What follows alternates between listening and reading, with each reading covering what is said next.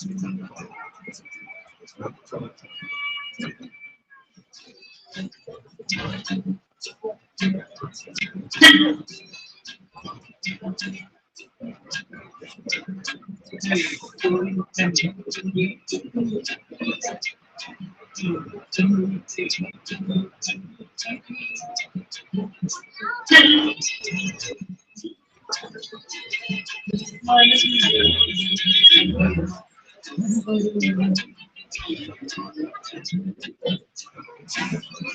Good morning.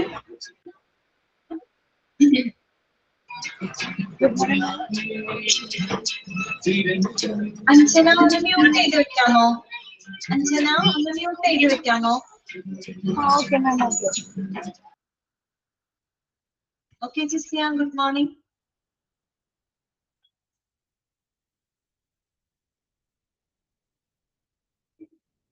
Okay Shilpa, good morning.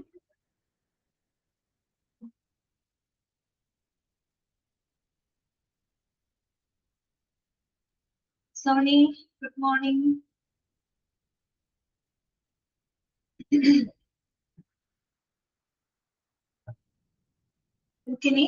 Okay Anjana, good morning. ഇന്നത്തെ എന്റെ last class ആണ്. നാളത്തെ ക്ലാസ്സിൽ മിക്കവാറും വീഡിയോ മിസ്സായിരിക്കും തീർന്നുണ്ടാവുക കേട്ടോ. വീഡിയോ മിസ്സിന്റെ ചെറിയൊരു പോർഷനും കൂടെ തീർക്കാനുണ്ടെന്നാണ് പറഞ്ഞത്. അല്ലേ, ചെറിയൊരു ഭാഗം കൂടെ എടുത്തു തീർക്കാനുണ്ടെന്ന് പറഞ്ഞു.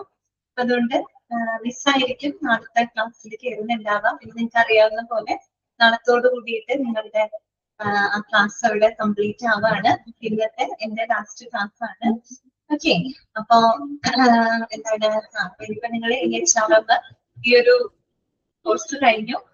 പിന്നെ നാളത്തോടുകൂടി നിങ്ങൾ കോഴ്സ് കംപ്ലീറ്റ് ആവാണ് അല്ലെ? Okay Divina, good morning. അപ്പൊ പിന്നെ ഇനി എക്സാം ആണ് വരുന്നത്. എക്സാമിന് ഏറ്റവും നല്ല രീതിയിൽ നിങ്ങൾ പ്രിപ്പയർ ചെയ്യണം കേട്ടോ. ഓക്കെ, നമുക്ക് ആദ്യം ഒരു ടേം 2 എക്സാം ഉണ്ടായിരിക്കും. പിന്നെ ടേം 2 എക്സാം കഴിഞ്ഞിട്ട് പിന്നെ നിങ്ങൾക്ക് മെയിൻ എക്സാം ആയിരിക്കും. 4 പേപ്പറുകളാണ്. ഒക്കെ നിങ്ങൾക്ക് അറിയാവുന്ന കാര്യമാണ്, എങ്കിലും ഞാനൊന്ന് ഓർമ്മിപ്പിച്ചെന്ന് മാത്രം കേട്ടോ. അപ്പൊ നല്ല രീതിയിൽ തന്നെ പഠിക്കുക, നല്ല രീതിയിൽ പ്രിപ്പയർ ചെയ്യുക കേട്ടോ. ഓക്കെ, പിന്നെ അത് കഴിഞ്ഞിട്ട് കോൺവൊക്കേഷൻ വരും. കോൺവൊക്കേഷന്റെ സമയത്ത് എല്ലാവരും വരിക കേട്ടോ. അപ്പോഴാണ് നമുക്ക് നിങ്ങളെയൊക്കെ കാണാനായിട്ട് സാധിക്കുള്ളൂ.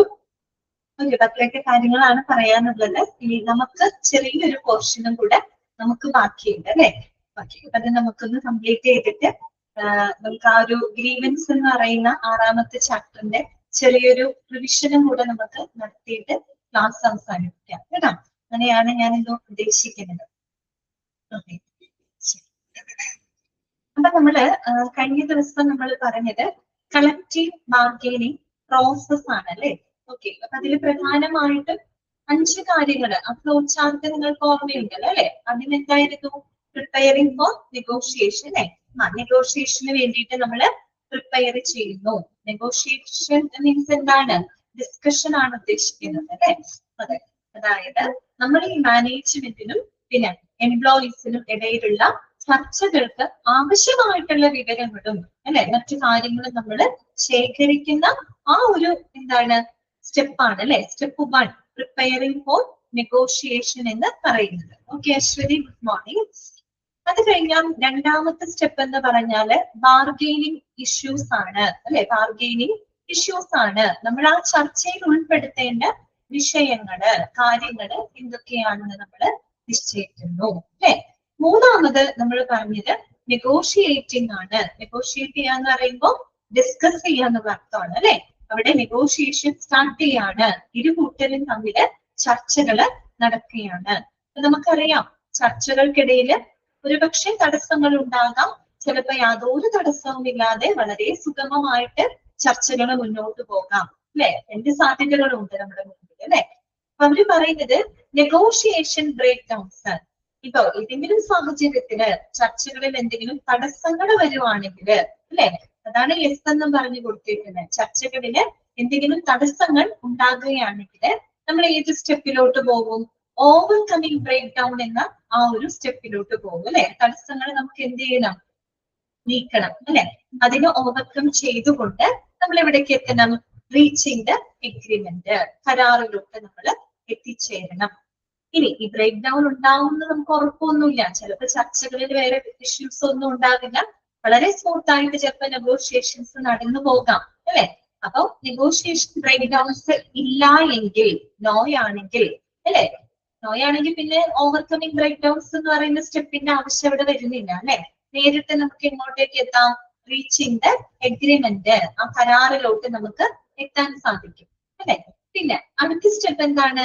റാറ്റിഫൈങ് ദ എഗ്രിമെന്റ്. അതാണ് റാറ്റിഫൈങ് ദ എഗ്രിമെന്റ്. നമ്മൾ എന്ത് ചെയ്യാണ്? ആ കരാറ് നമ്മൾ ഔദ്യോഗികമായിട്ട് ഒപ്പുവെച്ച് അംഗീകരിക്കുകയാണ്, അല്ലെ? അതാണ് എന്ത്? റാറ്റിഫൈങ് ദ എഗ്രിമെന്റ്, അല്ലെ? ലാസ്റ്റ് ഫൈനൽ സ്റ്റെപ്പ് എന്താണ്? Administration of the agreement. നമ്മൾ കരാറിൽ പറഞ്ഞിട്ടുള്ള എല്ലാ വ്യവസ്ഥകളും എന്ത് ചെയ്യാണ്? നടപ്പിലാക്കാണ്. ഇതാണ് എന്ത്? കളക്റ്റീവ് ബാർഗൈനിങ് പ്രോസസ് എന്ന് പറയുന്നത്.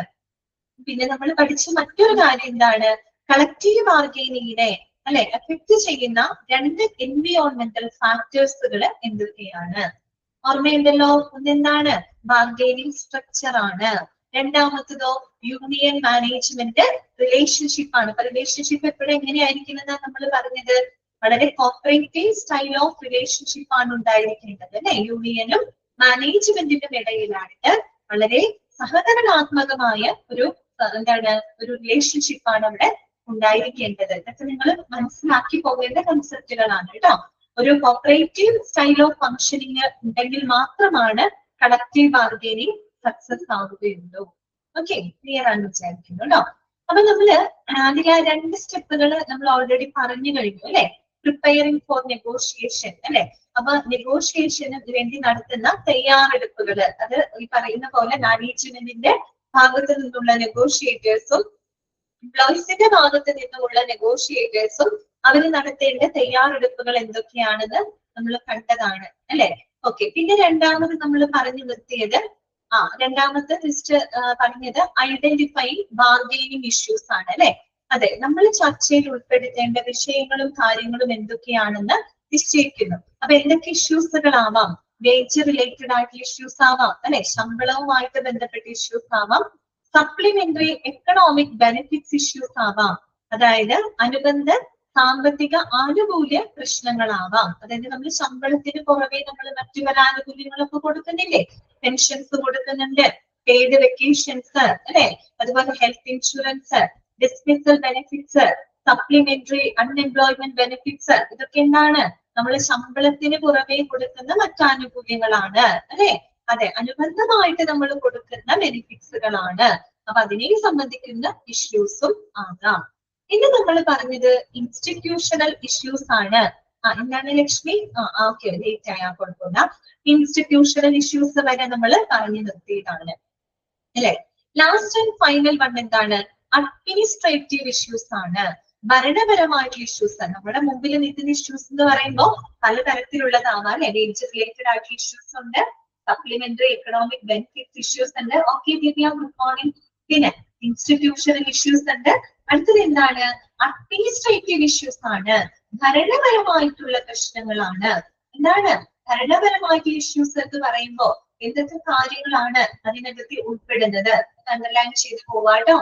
It includes concerns of employees such as seniority, employee discipline, discharge procedure, employee health and safety, advancement in technology, work-related rules, job security and training, attendance, leaves, etc.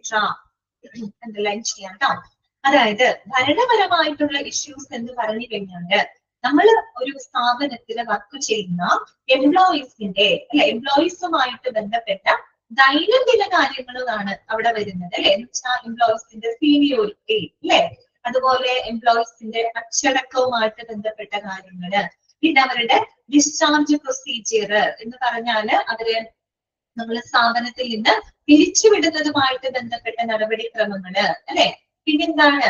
എംപ്ലോയീസിന്റെ ഹെൽത്തും സേഫ്റ്റിയും, അല്ലെ? എംപ്ലോയീസിന്റെ ആരോഗ്യം, അവരുടെ safety. പിന്നെന്താണ്? Advancement in technology, അല്ലെ? സാങ്കേതികമായിട്ട് വരുന്ന മുന്നേറ്റങ്ങള്, മാറ്റങ്ങള്, സാങ്കേതികപരമായിട്ട് വരുന്ന മാറ്റങ്ങള്. പിന്നെ വർക്ക് റിലേറ്റഡ് ആയിട്ടുള്ള റൂൾസ്, അല്ലെ? ജോലി സംബന്ധമായിട്ടുള്ള നിയമങ്ങള്. പിന്നെ ജോബ് സെക്യൂരിറ്റി അല്ലെ, തൊഴിൽ സുരക്ഷിതത്വം, പിന്നെ അവർക്ക് കൊടുക്കുന്ന ട്രെയിനിങ്, പരിശീലനം, അവരുടെ അറ്റൻഡൻസ്, ലീവ്സ് അല്ലെ, ഇതൊക്കെ കേൾക്കുന്നത് നിങ്ങൾക്ക് മനസ്സിലായി എന്താണ് ഒരു സ്ഥാപനത്തിൽ വർക്ക് ചെയ്യുന്ന എംപ്ലോയീസുമായിട്ട് ബന്ധപ്പെട്ട എല്ലാവിധ പ്രവർത്തനങ്ങളും അതിനകത്ത് വരുന്നുണ്ട് അല്ലെ. ഓക്കെ, അവരുടെ സീനിയോറിറ്റി ആയിക്കോട്ടെ, അവരുടെ സേഫ്റ്റി ആയിക്കോട്ടെ, ഹെൽത്ത് ആയിക്കോട്ടെ, വർക്ക് റിലേറ്റഡ് ആയിട്ടുള്ള റൂൾസ് ആയിക്കോട്ടെ, ജോബ് സെക്യൂരിറ്റി ആയിക്കോട്ടെ, ട്രെയിനിങ് ആയിക്കോട്ടെ, അറ്റൻഡൻസ്, ലീവ്സ്, ഇങ്ങനെയുള്ള എല്ലാ കാര്യങ്ങളുമായിട്ട് ബന്ധപ്പെട്ട ഇഷ്യൂസുകളാണ് എവിടെ വരുന്നത്, അഡ്മിനിസ്ട്രേറ്റീവ് ഇഷ്യൂസിനകത്ത് വരുന്നത്. ഓക്കെ, അപ്പൊ ഓരോന്നിലും വരുന്ന ഇഷ്യൂസ് എന്തൊക്കെയാണ് ജസ്റ്റ് നിങ്ങളൊന്ന് മനസ്സിലാക്കി പോവാട്ടോ. മേജർ റിലേറ്റഡ് ആയിട്ട് വരുന്ന ഇഷ്യൂസ് എന്തൊക്കെയാണ്, സപ്ലിമെന്ററി എക്കണോമിക് ബെനിഫിറ്റ്സ് ഇഷ്യൂസ് എന്തൊക്കെയാണ്, ഇൻസ്റ്റിറ്റ്യൂഷണൽ ഇഷ്യൂസ് എന്തൊക്കെയാണ്, അഡ്മിനിസ്ട്രേറ്റീവ് ഇഷ്യൂസ് എന്തൊക്കെയാണ്. ഓക്കെ, ഇനി അടുത്ത എന്താണ് പറയുന്നത്, the wage and benefits concerns of employees are more important during collective bargaining. അപ്പൊ നമ്മള് ബാർഗൈനിങ് ഇഷ്യൂസ് ഇത്രയും കാര്യങ്ങൾ നമ്മൾ ഡിസ്കസ് ചെയ്തു. അപ്പൊ ഈ പറയുന്ന ഇഷ്യൂസുകളില് ഏറ്റവും നമ്മൾ മുൻഗണന കൊടുക്കേണ്ട, പ്രയോറിറ്റി കൊടുക്കേണ്ട ഇഷ്യൂസ് എന്ന് പറഞ്ഞാൽ എന്ത് തന്നെയാണ്, അത് wage and benefits concerns of employees ആണ് അല്ലെ. അതെ, അതായത് നമ്മൾ എംപ്ലോയീസിന്റെ ശമ്പളം അല്ലെ, അല്ലെങ്കിൽ അവർക്ക് നമ്മൾ കൊടുക്കുന്ന ആനുകൂല്യങ്ങള്, അതുമായിട്ട് ബന്ധപ്പെട്ട പ്രശ്നങ്ങൾക്കാണ് നമ്മൾ കളക്റ്റീവ് ബാർഗൈനിങ്ങിന് ഏറ്റവും അധികം പ്രാധാന്യം നൽകേണ്ടത്. ഓക്കെ, ഇൻസ്റ്റിറ്റ്യൂഷണൽ ഇഷ്യൂസ് വരുന്നുണ്ട്, അതുപോലെ അഡ്മിനിസ്ട്രേറ്റീവ് ഇഷ്യൂസ് ഒക്കെ വരുന്നുണ്ട്. എങ്കിൽ കൂടിയും നമ്മൾ പ്രധാനമായിട്ടും എന്തിനാണ് ഇമ്പോർട്ടൻസ് കൊടുക്കേണ്ടത്, നമ്മൾ എംപ്ലോയീസിന്റെ വേജ് റിലേറ്റഡ് ആയിട്ടുള്ള ഇഷ്യൂസ് അല്ലെ, അവരുടെ ശമ്പളം അല്ലെങ്കിൽ അവരുടെ ലഭിക്കേണ്ട ആനുകൂല്യങ്ങള്, അതുമായിട്ട് ബന്ധപ്പെട്ട പ്രശ്നങ്ങൾക്കാണ് നമ്മൾ കളക്റ്റീവ് ബാർഗൈനിങ്ങിൽ എപ്പോഴും നമ്മൾ എന്ത് കൊടുക്കേണ്ടത്, പ്രയോറിറ്റി കൊടുക്കേണ്ടത്. However, the other issues of institutional rights and administration cannot be ignored by the negotiators. എന്ന് പറഞ്ഞാല് ബാക്കിയുള്ള ഇഷ്യൂസുകളെ നമ്മൾ മറിച്ചവിടെ ബാക്കിയുള്ള ഇഷ്യൂസ് അവിടെ പരിഗണിക്കേണ്ടെന്നാണോ പറഞ്ഞതിന്റെ അർത്ഥം? അല്ല, ഇൻസ്റ്റിറ്റ്യൂഷണൽ ആയിട്ടുള്ളതും അഡ്മിനിസ്ട്രേറ്റീവ് ഇഷ്യൂസിനും അവിടെ പരിഗണന നമ്മൾ കൊടുക്കണം. അതൊന്നും നമ്മൾ ഇഗ്നോർ ചെയ്യാനായിട്ട് പാടില്ല, അവഗണിക്കാൻ പാടില്ല. പക്ഷെ എന്തിനാണ് ഏറ്റവും കൂടുതൽ പ്രയോറിറ്റി കൊടുക്കേണ്ടത്, അത് എംപ്ലോയീസിന്റെ വേജും അവരുടെ ബെനിഫിറ്റ്സുമായിട്ട് ബന്ധപ്പെട്ട കാര്യങ്ങൾക്കാണ് കൂടുതൽ ഇമ്പോർട്ടൻസ് കൊടുക്കേണ്ടത്. ഓക്കെ, ക്ലിയർ ആയോ? പറഞ്ഞ കാര്യങ്ങള് മനസ്സിലായോ? ഓക്കെ, ജസ്റ്റ് ഒന്ന് വായിച്ചു നോക്കി.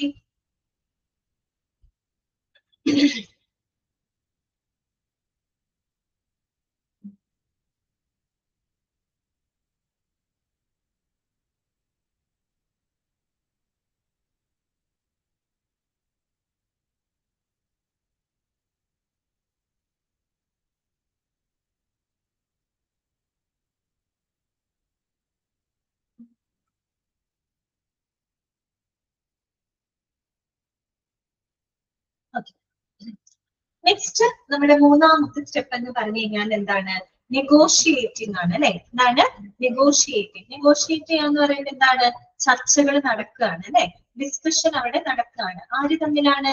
മാനേജ്മെന്റും എംപ്ലോയി യൂണിയൻസ് അല്ലെ, അവര് തമ്മിലുള്ള ചർച്ചകളാണ് അവിടെ നടക്കുന്നത്. അപ്പൊ എന്തൊക്കെയാണ് നെഗോഷിയേറ്റിംഗിൽ നടക്കുന്ന കാര്യങ്ങൾ നോക്കിയേ. Negotiation phase starts when both sides put forward their initial demands അല്ലെ. അതെ, എപ്പോഴാണ് നെഗോഷിയേഷൻ ഫേസ് ആരംഭിക്കുന്നത്? അതായത് ഇരു വിഭാഗങ്ങളും അവരുടെ ആവശ്യങ്ങള് അല്ലെങ്കിൽ അവരുടെ റിക്വയർമെന്റ്സുകള് മുന്നോട്ട് വെക്കുന്നതോട് കൂടിയിട്ട് ആ നെഗോഷിയേറ്റിംഗ് ഫേസ് അവിടെ ആരംഭിക്കുകയാണ് അല്ലെ. ഈ രണ്ട് കൂട്ടർ എന്ന് പറഞ്ഞാൽ ആരൊക്കെയാണ്? ഒന്ന് മാനേജ്മെന്റിന്റെ ഭാഗത്ത് നിന്നുള്ള റെപ്രസെന്റേറ്റീവ്സ്, മാനേജ്മെന്റിന്റെ ഭാഗത്ത് നിന്നുള്ള നെഗോഷിയേറ്റേഴ്സും, അതുപോലെ നമ്മുടെ എംപ്ലോയി യൂണിയൻസിന്റെ ഭാഗത്ത് നിന്നുള്ള നെഗോഷിയേറ്റേഴ്സ് അല്ലെ. അപ്പൊ നമുക്കറിയാം അവര് തമ്മിലുള്ള നെഗോഷിയേഷൻ ആണ് അവിടെ നടക്കുന്നത് അല്ലെ. അപ്പൊ ഇരു കൂട്ടരുടെയും അവരുടെ ഡിമാൻഡുകള്, അവരുടെ ആവശ്യകതകള് അത് മുന്നോട്ട് വെക്കുന്നതോട് കൂടിയിട്ടാണ് അവിടെ നെഗോഷിയേഷൻ ഫേസ് ആരംഭിക്കുന്നത്. പക്ഷേ വേറൊരു കാര്യം എന്താണ് പറയുന്നത്? Final agreement is not reached immediately as negotiation may spread across several days. പക്ഷേ നമ്മൾ ഒരിക്കലും പെട്ടെന്ന് തന്നെ ഒരു അന്തിമ കരാറിലോട്ട് അല്ലെ, ഒരു ഫൈനൽ എഗ്രിമെന്റിലോട്ട് നമുക്ക് പെട്ടെന്ന് തന്നെ എത്താൻ കഴിഞ്ഞു എന്ന് വരില്ല. കാര്യം ചർച്ചകൾ ഒരുപക്ഷെ ഒരുപാട് ദിവസങ്ങളോളം നീണ്ടു നിൽക്കാം എന്നാണ് പറയുന്നത് അല്ലെ. ഓക്കെ, പെട്ടെന്ന് തന്നെ നമുക്കൊരു ഡിസ്കഷൻ തുടങ്ങി ഇന്ന് തന്നെ നമുക്ക് അതിനൊരു ഫൈനൽ എഗ്രിമെന്റിലോട്ട് എത്താൻ പറ്റുമെന്ന് നമുക്ക് ഉറപ്പ് പറയാൻ പറ്റില്ല കേട്ടോ. ഫൈനൽ എഗ്രിമെന്റിലേക്ക് നമുക്ക് പെട്ടെന്ന് എത്താൻ സാധിക്കില്ല. കാര്യം എന്താണ്? അതായത് നെഗോഷിയേഷന് ഈ പറഞ്ഞ പോലെ ഒരുപാട് ദിവസങ്ങള് നെഗോഷിയേഷൻ നീണ്ടു നിൽക്കാം, ചർച്ചകള് നീണ്ടു നിൽക്കാം എന്നാണ് പറയുന്നത്. ഇനി ഒരു നെഗോഷിയേഷൻ എന്ന് പറയുമ്പോൾ അവിടെ എന്തൊക്കെ കാര്യങ്ങള് നടക്കാം നോക്കാം. These days are marked by intense discussion, competition between opposing groups using intelligent viewpoints, witty wordplays and threatening each other through strikes and lockouts. അതായത് അവിടെ പറയുന്ന വേറൊന്നുമല്ല, നമ്മളൊരു ഡിസ്കഷൻ നടത്തുമ്പോൾ നടക്കുന്ന കാര്യങ്ങളാണ് അല്ലെ. ഒരു ചർച്ചകൾ എന്ന് പറയുമ്പോൾ ഒരു ചർച്ചയിൽ എന്തൊക്കെ സംഭവിക്കാം അല്ലെ. There should be N intense discussion അല്ലെ. അവിടെ തീവ്രമായിട്ടുള്ള ചില ചർച്ചകൾ നടക്കാം അല്ലെ. അങ്ങോട്ടും ഇങ്ങോട്ടും ഉള്ള ഒരു ഡിബേറ്റ് ആണ് ശരിക്കും അവിടെ നടക്കുന്നത് അല്ലെ. ഇരുകൂട്ടരും അവരുടെ ആവശ്യകതകള് പരസ്പരം സംസാരിക്കുന്നു, അവർക്ക് വേണ്ടി വാദിക്കുന്നു അല്ലെ. അങ്ങനെയുള്ള വളരെ ഇന്റൻസ് ആയിട്ടുള്ള ഡിസ്കഷൻ ആണ് അവിടെ നടക്കുന്നുണ്ടാവുക അല്ലെ. വളരെ തീവ്രമായിട്ടുള്ള ചർച്ചകൾ നടക്കുന്നുണ്ടാവും. അതുപോലെ എന്താണ്, competition between opposing groups using intelligent view points. സംവാദങ്ങൾ മാത്രമല്ല, വളരെ ബുദ്ധിപൂർവമായിട്ടുള്ള പല വ്യൂ പോയിന്റ്സുകളും ചിലപ്പോൾ ആ ചർച്ചയിൽ നടന്നിട്ടുണ്ടാവാം. ഒരു ഡിബേറ്റ് നടക്കുമ്പോൾ എല്ലാവരുടെയും കാഴ്ചപ്പാടുകൾ അവർ മുന്നോട്ട് വയ്ക്കും. ചിലപ്പോൾ അതിനകത്തൊക്കെ നമ്മളുടെ പ്രശ്നങ്ങൾക്ക് പരിഹാരം കാണാൻ കഴിയുന്ന രീതിയിൽ വളരെ ഇന്റലിജന്റ് ആയിട്ടുള്ള പല വ്യൂ പോയിന്റ്സുകളും ആ ചർച്ചയിൽ എന്താണ് വരാം അല്ലെ. ആ ചർച്ചയിലൊക്കെ അങ്ങനെ പല പല വളരെ ഇന്റലിജന്റ് ആയിട്ടുള്ള വ്യൂ പോയിന്റ്സുകൾ ആൾക്കാർ മുന്നോട്ട് വെക്കാം അല്ലെ. പിന്നെ മാത്രമല്ല witty wordplays and threatening each other through strikes and lockouts അല്ലെ. അതുപോലെ അങ്ങോട്ടും ഇങ്ങോട്ടും വാഗ്വാദങ്ങൾ ഉണ്ടാവാം അല്ലെ. പരസ്പരം അങ്ങോട്ടും ഇങ്ങോട്ടുള്ള വാഗ്വാദങ്ങൾ ഉണ്ടാവും. ചിലപ്പോ പണിമുടക്കുകള് അല്ലെങ്കിൽ ലോക്കൗട്ടുകളൊക്കെ വെച്ച് അല്ലെ. അങ്ങനെയൊക്കെ നമ്മള് ഭീഷണി മുഴക്കിക്കൊണ്ട് പരസ്പരം അങ്ങോട്ടും ഇങ്ങോട്ടും സമ്മർദ്ദങ്ങളൊക്കെ നമ്മൾ ഉണ്ടാക്കാം അല്ലെ. ഇതൊക്കെ ഒരു ചർച്ചയിൽ നടക്കുന്ന ഒരു കാര്യമാണ്. ചർച്ച എപ്പോഴും വളരെ സ്മൂത്തായിട്ട് നടക്കുന്നത് നിർബന്ധമില്ല. ഒരു ഡിസ്കഷൻ എന്ന് പറയുമ്പോൾ എന്താണ്, അവിടെ പല രീതിയിലുള്ള കാര്യങ്ങൾ നടക്കും. ഇന്റൻസ് ആയിട്ടുള്ള ഡിസ്കഷൻസ് നടക്കും. അതുപോലെ വളരെ ഇന്റലിജന്റ് ആയിട്ട് വ്യൂ പോയിന്റ്സുകൾ അവിടെ മുന്നോട്ട് വെക്കപ്പെടും അല്ലെ. പരസ്പരം അങ്ങോട്ടും ഇങ്ങോട്ടും വാഗ്തർക്കങ്ങളും വാഗ്വാദങ്ങളും ഉണ്ടായിരിക്കും. ചിലപ്പോൾ സ്ട്രൈക്ക് ചെയ്യും അല്ലെങ്കിൽ ലോക്കൗട്ട് നടത്തും എന്നൊക്കെ പരസ്പരം ഭീഷണിപ്പെടുത്തിക്കൊണ്ട് പരസ്പരം അങ്ങോട്ടും ഇങ്ങോട്ടും സമ്മർദ്ദങ്ങൾ ഉണ്ടാക്കാം. അങ്ങനെയൊക്കെ ഒരു ഡിസ്കഷനിൽ നടക്കാം എന്നാണ് പറയുന്നത്. ഇതെല്ലാം കഴിഞ്ഞിട്ടാണ് നമ്മൾ ഇതിലോട്ട് എത്തുന്നത്, ഒരു ഫൈനൽ എഗ്രിമെന്റിലോട്ട് നമ്മൾ എത്തുന്നത് അല്ലെ. അപ്പൊ നോക്കിയേ, the final agreement is signed by the management representatives and the union, which is a major respite for all അല്ലെ. അതെ, ഫൈനൽ ഡിസിഷൻ എന്ന് പറയുന്നത് അല്ലെ, അല്ലെങ്കിൽ ഫൈനൽ എഗ്രിമെന്റ് നമ്മുടെ മാനേജ്മെന്റിന്റെ ഭാഗത്തു നിന്നുള്ള റെപ്രസെന്റേറ്റീവ്സ് അതുപോലെ തന്നെ യൂണിയന്റെ ഭാഗത്തു നിന്നുള്ള റെപ്രസെന്റേറ്റീവ്സ് അവര് ഒപ്പുവെക്കുന്നതോട് കൂടിയിട്ടാണ് അവിടെ ഒരു ഫൈനൽ എഗ്രിമെന്റിലേക്ക് എത്തിച്ചേരുന്നത് അല്ലെ.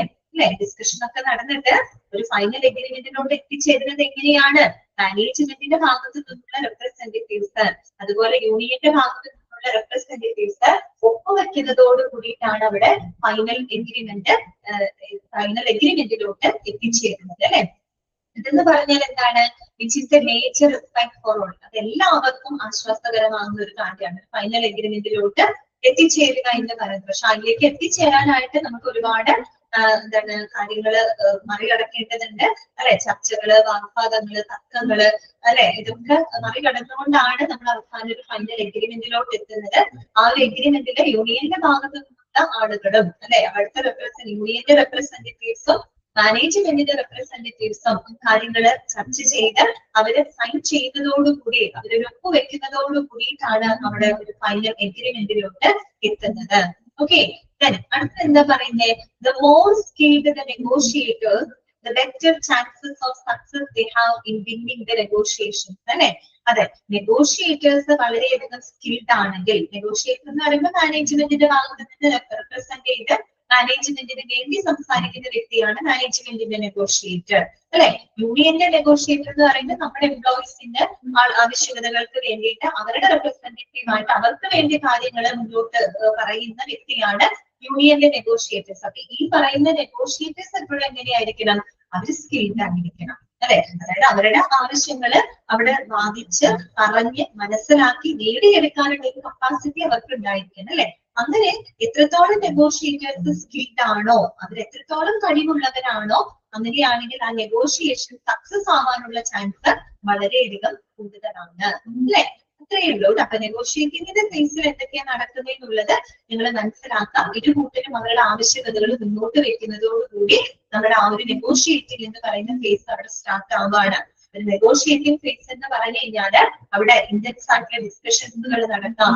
അതുപോലെ തന്നെ ഇന്റലിജന്റ് വ്യൂ പോയിന്റ്സുകൾ മുന്നോട്ട് വെച്ചേക്കാം. പരസ്പരം തമ്മിലുള്ള ഭീഷണികള്, അല്ലെ, ലോക്കൌട്ടുകള്, സ്ട്രൈക്കുകളൊക്കെ കൊടുത്ത് പരസ്പരം സമ്മർദ്ദങ്ങൾ ഉണ്ടാക്കാം. ഇങ്ങനെയൊക്കെ ഡിസ്കഷനിൽ നടക്കാം. അതിനുശേഷം നമ്മുടെ മാനേജ്മെന്റിന്റെ റെപ്രസെന്റേറ്റീവ്സും യൂണിയന്റെ റെപ്രസെന്റേറ്റീവ്സും ഒപ്പുവെക്കുന്നതോട് കൂടിയിട്ടാണ് അവിടെ ഒരു ഫൈനൽ എഗ്രിമെന്റിലോട്ട് എത്തുന്നത്. നെഗോഷിയേറ്റേഴ്സ് എത്രത്തോളം കഴിവുള്ളവരാണോ അത്രത്തോളം നമ്മുടെ നെഗോഷിയേഷൻസ് വിൻ ചെയ്യാനുള്ള അല്ലെങ്കിൽ സക്സസ് ആവാനുള്ള ചാൻസ് അവിടെ കൂടുതലാണ്. ഓക്കെ, ക്ലിയർ ആണോ? നെഗോഷിയേറ്റിംഗ് ഫേസ് ഓക്കെ ആണോ എല്ലാവർക്കും? ഓക്കെ ആണ്. ജസ്റ്റ് ഒന്ന് വായിച്ചു നോക്കി.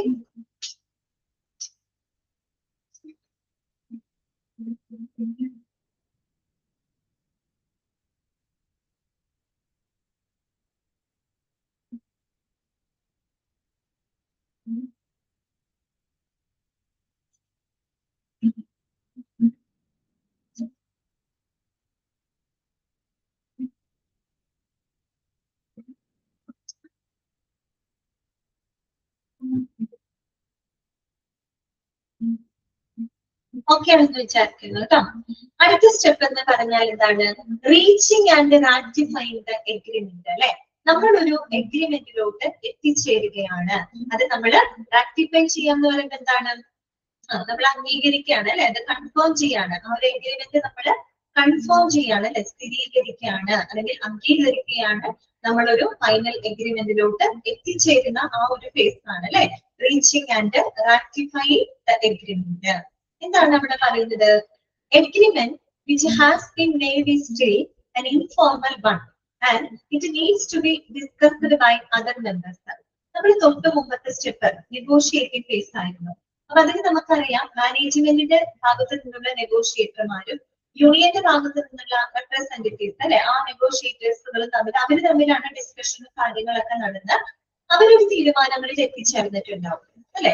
ഇനി നമുക്കത് എന്തിലേക്ക് മാറ്റണം? ഒരു കരാറാക്കിയത് മാറ്റണം. ഒരു എഗ്രിമെന്റിലോട്ട് നമുക്കതിനെ എത്തിക്കണം. അപ്പോ ഈ ഒരു ഘട്ടത്തിൽ എന്താ പറയുന്നത്? നമ്മൾ ചർച്ചകളെല്ലാം തന്നെ നടത്തിയിട്ട് എത്തിച്ചേർന്നിട്ടുള്ള ആ ഒരു കരാറ്, എഗ്രിമെന്റ്, അത് നമ്മൾ ശരിക്കും പറഞ്ഞാൽ വായ്മൊഴിയായിട്ട് എന്താ പറയാ, ഓറലി നമ്മൾ ചർച്ച ചെയ്ത് നമ്മൾ മുന്നോട്ട് വെച്ചിട്ടുള്ള ഒരു എഗ്രിമെന്റ് ആണ്, അല്ലെ. ആ ഒരു എഗ്രിമെന്റ് ഇപ്പോഴും എന്താണ്? ഇൻഫോർമൽ ആയിട്ട് തന്നെ തുടരും എന്നാണ് പറയുന്നത്. അതായത് അത് ഇൻഫോർമൽ ആണെന്ന് വെച്ചാൽ എന്താണ്? ഔപചാരികമായിട്ടില്ല, അല്ലെ, ഇൻഫോർമൽ ആണ്, അല്ലെ. എന്ന് വെച്ചാൽ ആ കരാറ് നമുക്ക് അംഗീകരിക്കപ്പെട്ടതാണെന്ന് പറയാൻ പറ്റുമോ? ഇല്ല. അത് ഇൻഫോർമൽ ആയിട്ട് തന്നെയാണ് ഈ ഒരു ഘട്ടത്തിലും അത് നിലനിൽക്കുന്നത്. എന്തുകൊണ്ടാണ് അങ്ങനെ പറയാൻ കാരണം? എന്ത് ചെയ്യണം? It needs to be discussed by other members, അല്ലെ. മറ്റുള്ള മെമ്പേഴ്സും കൂടെ നമ്മൾ എന്ത് ചെയ്യണം? അതിനെ പറ്റിയിട്ട് തീരുമാനങ്ങൾ എടുക്കണം. ഇപ്പൊ ജസ്റ്റ് മാനേജ്മെന്റിന്റെ റെപ്രസെന്റേറ്റീവും യൂണിയന്റെ റെപ്രസെന്റേറ്റീവും മാത്രം വന്ന് അവര് തമ്മിൽ കാര്യങ്ങൾ സംസാരിച്ച ഒരു ഡീലിൽ എത്തിയിട്ടുള്ളൂ, അല്ലെ. അതുകൊണ്ട് തന്നെ നമുക്കതൊരു ഔദ്യോഗിക കരാറായി പറയാൻ പറ്റുമോ? ഇല്ല. അത് അപ്പോഴും ഇൻഫോർമൽ ആയിട്ട് തന്നെ തുടരും. കാര്യം എന്ത് ചെയ്യണം? അവര് ചർച്ചകളിലൂടെ മുന്നോട്ട് വെച്ച കാര്യങ്ങള് അവരുടെ ടീം മെമ്പേഴ്സുമായിട്ടും കൂടെ ആലോചിക്കണം. അപ്പൊ മാനേജ്മെന്റിന്റെ റെപ്രസെന്റേറ്റീവ് സംസാരിച്ച കാര്യങ്ങള് മാനേജ്മെന്റിനോട് പോയി അവിടെയുള്ള എല്ലാ മെമ്പേഴ്സുമായിട്ട് അവരോട് കൂടി ആലോചിക്കണം. ഇനി നമ്മുടെ യൂണിയൻ റെപ്രസെന്റേറ്റീവ്സ് സംസാരിച്ച് കണ്ടെത്തി അവര് പറഞ്ഞ് അവര് എത്തിയിട്ടുള്ള കാര്യങ്ങള് യൂണിയൻ മെമ്പേഴ്സ് അല്ലെങ്കിൽ യൂണിയൻ റെപ്രസെന്റേറ്റീവ് എന്ത് ചെയ്യണം? തന്റെ യൂണിയനോട്, എംപ്ലോയി യൂണിയൻസിലെ എല്ലാ മെമ്പേഴ്സിന്റെ അടുത്ത് പോയി വിശദമായി പറഞ്ഞ് അവരോടൊപ്പം ആലോചിക്കണം. അങ്ങനെ അവരെല്ലാവരുമായിട്ട് ഡിസ്കസ് ചെയ്തതിന് ശേഷം മാത്രമാണ് നമുക്കതൊരു എന്താണ്, ഒരു ഫൈനൽ എഗ്രിമെന്റ് ആണെന്ന് നമുക്ക് പറയാനായിട്ട് സാധിക്കുള്ളൂ. അതുവരെ അതൊരു ഇൻഫോർമൽ എഗ്രിമെന്റ് ആയിട്ട് തന്നെ തുടരുമെന്നാണ് പറയുന്നത്. Hence, the two sides generally return to their respective people to determine the acceptability of the agreement. അതുകൊണ്ട് തന്നെ രണ്ട് ഭാഗത്തു നിന്നുള്ള ആളുകൾ, അതായത് മാനേജ്മെന്റിന്റെ ഭാഗത്തു നിന്നുള്ള ആളുകളും പിന്നെ നമ്മുടെ എംപ്ലോയീസിന്റെ ഭാഗത്ത് നിന്നുള്ള ആളുകൾ അത് തിരിച്ചു പോകണം. അവർ തിരിച്ചു പോയിട്ട് അവരുടെ യൂണിയനിലുള്ള, അല്ലെ, അവരുടെ ആളുകളുമായിട്ട് കാര്യങ്ങൾ വിശദീകരിച്ച് ആ ഒരു എഗ്രിമെന്റിന്റെ സ്വീകാര്യതയ്ക്ക് വേണ്ടിയിട്ട് അവരുമായിട്ട് എന്ത് ചെയ്യണം? കാര്യങ്ങള് ഡിസ്കസ് ചെയ്തിരിക്കണം, അല്ലെ. അവരുടെ അടുത്ത് പോകണം. ഇന്ന തീരുമാനങ്ങളൊക്കെയാണ് നമ്മൾ എടുത്തത്, ഇന്ന ആവശ്യങ്ങൾ നമ്മൾ പറഞ്ഞു, അപ്പൊ മാനേജ്മെന്റ് ഇന്ന കാര്യങ്ങളാണ് നമുക്ക് ചെയ്തു തരാൻ നേരിട്ടുള്ളത്, ഇതൊക്കെയാണ് വ്യവസ്ഥകൾ എന്നുള്ള രീതിയിൽ യൂണിയൻ റെപ്രസെന്റേറ്റീവ് തന്റെ മെമ്പേഴ്സിനോട് പോയി പറയണം. അതുപോലെ മാനേജ്മെന്റ് അവരുടെ മെമ്പേഴ്സിനോട് പോയി പറയണം അല്ലെ, അതായത് എംപ്ലോയി യൂണിയനുമായിട്ട് ഡിസ്കസ് ചെയ്ത് എന്തൊക്കെ തീരുമാനങ്ങളിൽ എത്തി, അവർക്ക് എന്തൊക്കെ നമ്മൾ ഓഫറിങ്സ് കൊടുത്തിട്ടുണ്ട്, എങ്ങനെയൊക്കെയാണ് കാര്യങ്ങൾ, അതിനെ പറ്റിയിട്ട് യൂണിയൻ മീൻസ് മാനേജ്മെന്റിന്റെ റെപ്രസെന്റേറ്റീവ്സ് അവരുടെ ഗ്രൂപ്പിൽ പോയി അവരോട് സംസാരിക്കണം അല്ലെ. ഓക്കെ, അങ്ങനെയാണ് ചെയ്യേണ്ടത്. എന്നിട്ട് ആ എഗ്രിമെന്റിന്റെ സ്വീകാര്യതയ്ക്ക് വേണ്ടിയിട്ട് അവർ ആ രീതിയിലാണ് പ്രവർത്തിക്കേണ്ടത് കേട്ടോ. An important stage is rectification. Underline ചെയ്യാട്ടോ, rectification അല്ലെങ്കിൽ ratification എന്ന് പറയാട്ടോ. ഈ ഒരു ഇമ്പോർട്ടന്റ് ഈ ഒരു സ്റ്റേജിനെയാണ് നമ്മൾ എന്ത് പറയുന്നത്, rectification അഥവാ ratification എന്ന് പറയുന്നത്, സ്ഥിരീകരണം എന്ന് പറയുന്നത്. കാര്യം നമ്മൾ അവരുടെ അടുത്ത് പോയി അവരുമായിട്ട് ഡിസ്കസ് ചെയ്ത് കരാർ അംഗീകരിക്കണോ വേണ്ടയോ എന്നുള്ള കാര്യങ്ങള് നമ്മൾ അവിടെ എന്ത് ചെയ്യാണ്, കൺഫേം ചെയ്യുകയാണ്. സോ ആ ഒരു സ്റ്റേജ് ആണ് എന്ത്, rectification എന്ന് പറയുന്നത്. Okay, in the stage, the union members are asked to vote on the agreement. Okay, after it is being explained by the union negotiating team, by union representatives and the union പോകുന്നു അല്ലെ, എംപ്ലോയീസിന്റെ അടുത്ത് പോകുന്നു, അവരുമായിട്ട് വിശദമായിട്ട് കാര്യങ്ങൾ പറഞ്ഞു കൊടുക്കുന്നു. അതിനുശേഷം ആ കരാർ അംഗീകരിക്കുന്നതിന് വേണ്ടിയിട്ട് വോട്ട് ചെയ്യാനായിട്ട് അവരോട് ആവശ്യപ്പെടുന്നു അല്ലെ, അവരോട് ആവശ്യപ്പെടുന്നു. A favorable vote translates an agreement into a contract. അങ്ങനെ നമുക്ക് അനുകൂലമായിട്ട് അവരുടെ ഭാഗത്ത് നിന്നൊരു വോട്ട് ലഭിക്കുമ്പോഴാണ് ആ ഒരു കോൺട്രാക്ട് നിയമപരമായിട്ടുള്ള ഒരു എഗ്രിമെന്റ് ആയിട്ട് അവിടെ മാറുന്നത്. അതുവരെ എങ്ങനെയായിരുന്നു, ഇൻഫോർമൽ ആയിട്ടാണ് തുടർന്നത് അല്ലെ. അവരുമായിട്ടൊക്കെ ചർച്ച ചെയ്ത് അവരോട് ആ ഒരു എഗ്രിമെന്റിലെ വ്യവസ്ഥകളൊക്കെ മനസ്സിലാക്കി ആ കരാർ അംഗീകരിക്കുന്നതിന് വേണ്ടിയിട്ട് അവരോട് വോട്ട് ചെയ്യാനായിട്ട് ആവശ്യപ്പെടുന്നു. അങ്ങനെ അനുകൂലമായിട്ടുള്ള ഒരു വോട്ട് ലഭിച്ചെങ്കിൽ മാത്രമാണ് ആ ഒരു കോൺട്രാക്ട് ലീഗൽ ആയിട്ടുള്ള ഒരു എഗ്രിമെന്റ് ആയിട്ട് മാറുന്നത്. ഓക്കെ, ഇനി unless the contract has clarity and accuracy, it can lead to the grievance or other problems. കേട്ടോ, നമ്മൾ ആ പറയുന്ന കോൺട്രാക്റ്റില് ഒരു വ്യക്തതയോ കൃത്യതയോ ഇല്ലാന്നുണ്ടെങ്കിൽ അത് പല വിധത്തിലുള്ള പ്രശ്നങ്ങൾക്കും അതുപോലെ തർക്കങ്ങൾക്കും കാരണമായേക്കാം എന്നാണ് പറയുന്നത്. മനസ്സിലായോ? നമ്മൾ കോൺട്രാക്റ്റിൽ എന്തൊക്കെ കോൺട്രാക്റ്റിൽ പറഞ്ഞിട്ടുള്ള കാര്യങ്ങൾ കൃത്യമായിട്ടൊരു ക്ലാരിറ്റി ഉണ്ടാവണം, ആക്യുറസി ഉണ്ടാവണം. അതില്ലാന്നുണ്ടെങ്കിൽ അത് ജീവനക്കാർക്കിടയിൽ പല വിധത്തിലുള്ള തർക്കങ്ങൾക്കും പ്രശ്നങ്ങൾക്കും കാരണമാക്കാം. ഓക്കെ, ക്ലിയർ ആയോ? ആ ഒരു കേസ് നിങ്ങൾക്ക് മനസ്സിലായോ? Reaching and ratifying the agreement. ഒന്ന് വായിച്ചു നോക്കി.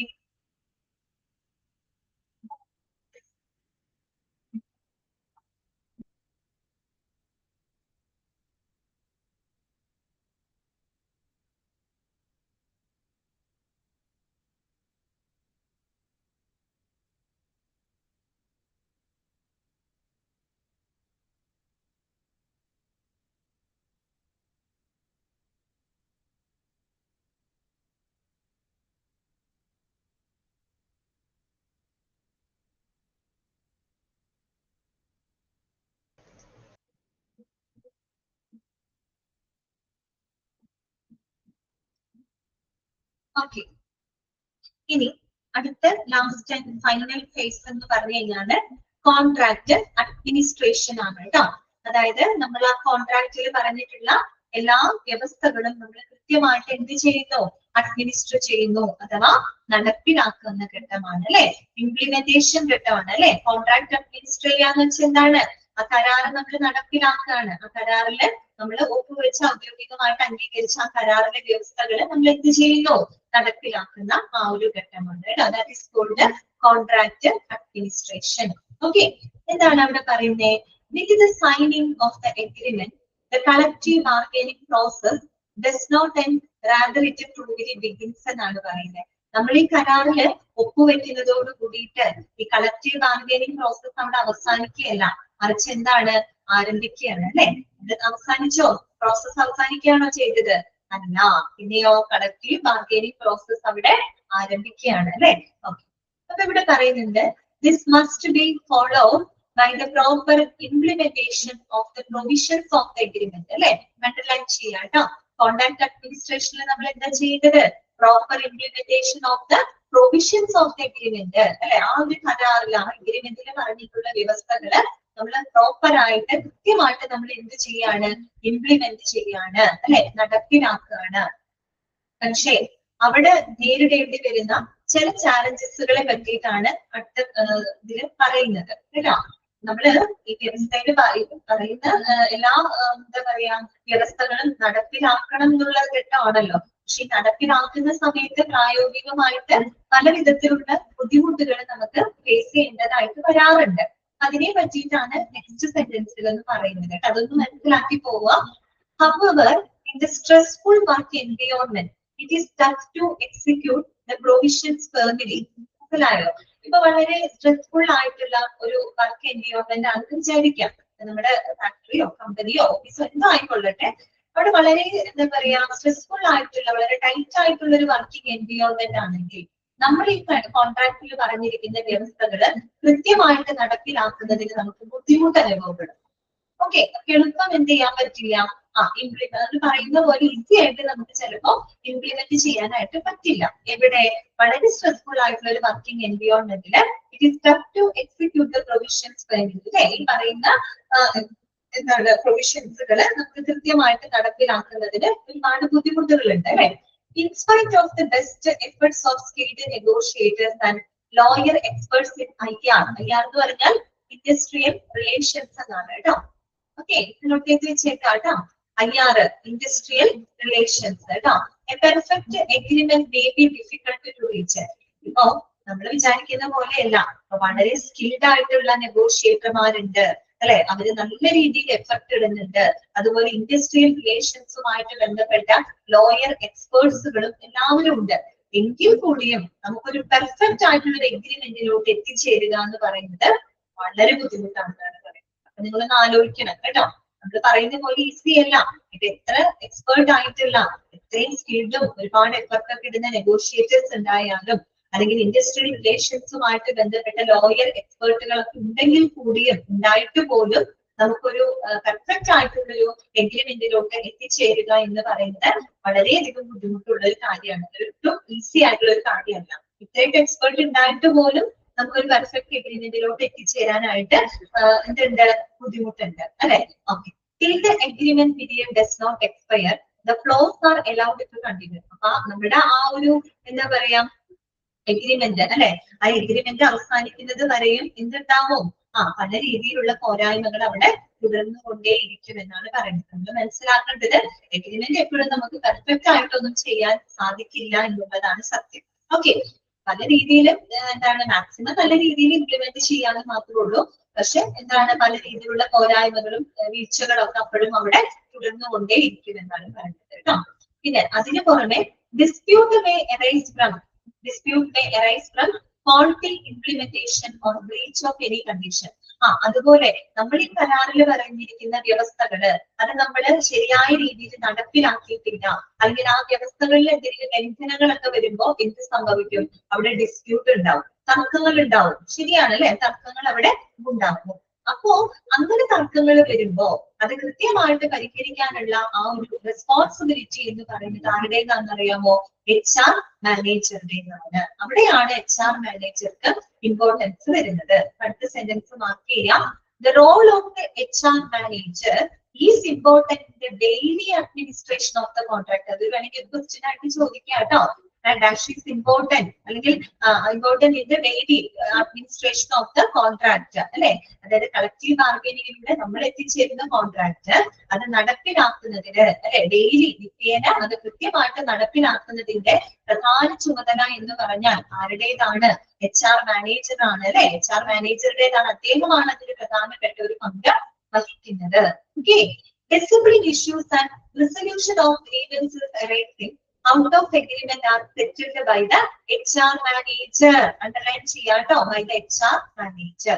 അതുപോലെ തന്നെ നമ്മൾ ഈ പറയുന്ന കോൺട്രാക്ട് ഒക്കെ നടപ്പിലാക്കുമ്പോൾ വരുന്ന ഒത്തിരി ഡിസിപ്ലിൻ ഇഷ്യൂസുകൾ ഉണ്ടായിരിക്കും, അതുപോലെ പരാതികൾ ഉണ്ടായിരിക്കും. അതിന് വേണ്ട പരിഹാരങ്ങളും മറ്റുമൊക്കെ നടത്തി അത് എത്രയും പെട്ടെന്ന് സെറ്റിൽ ചെയ്യേണ്ട ഉത്തരവാദിത്തം എന്ന് പറഞ്ഞാൽ ആർക്കാണ്, HR മാനേജർക്കാണ്. അതിനുള്ള റെസ്പോൺസിബിലിറ്റി മറ്റാർക്കും അല്ല, ആർക്കാണ് പിന്നെ, HR മാനേജർക്കാണ് അല്ലെ.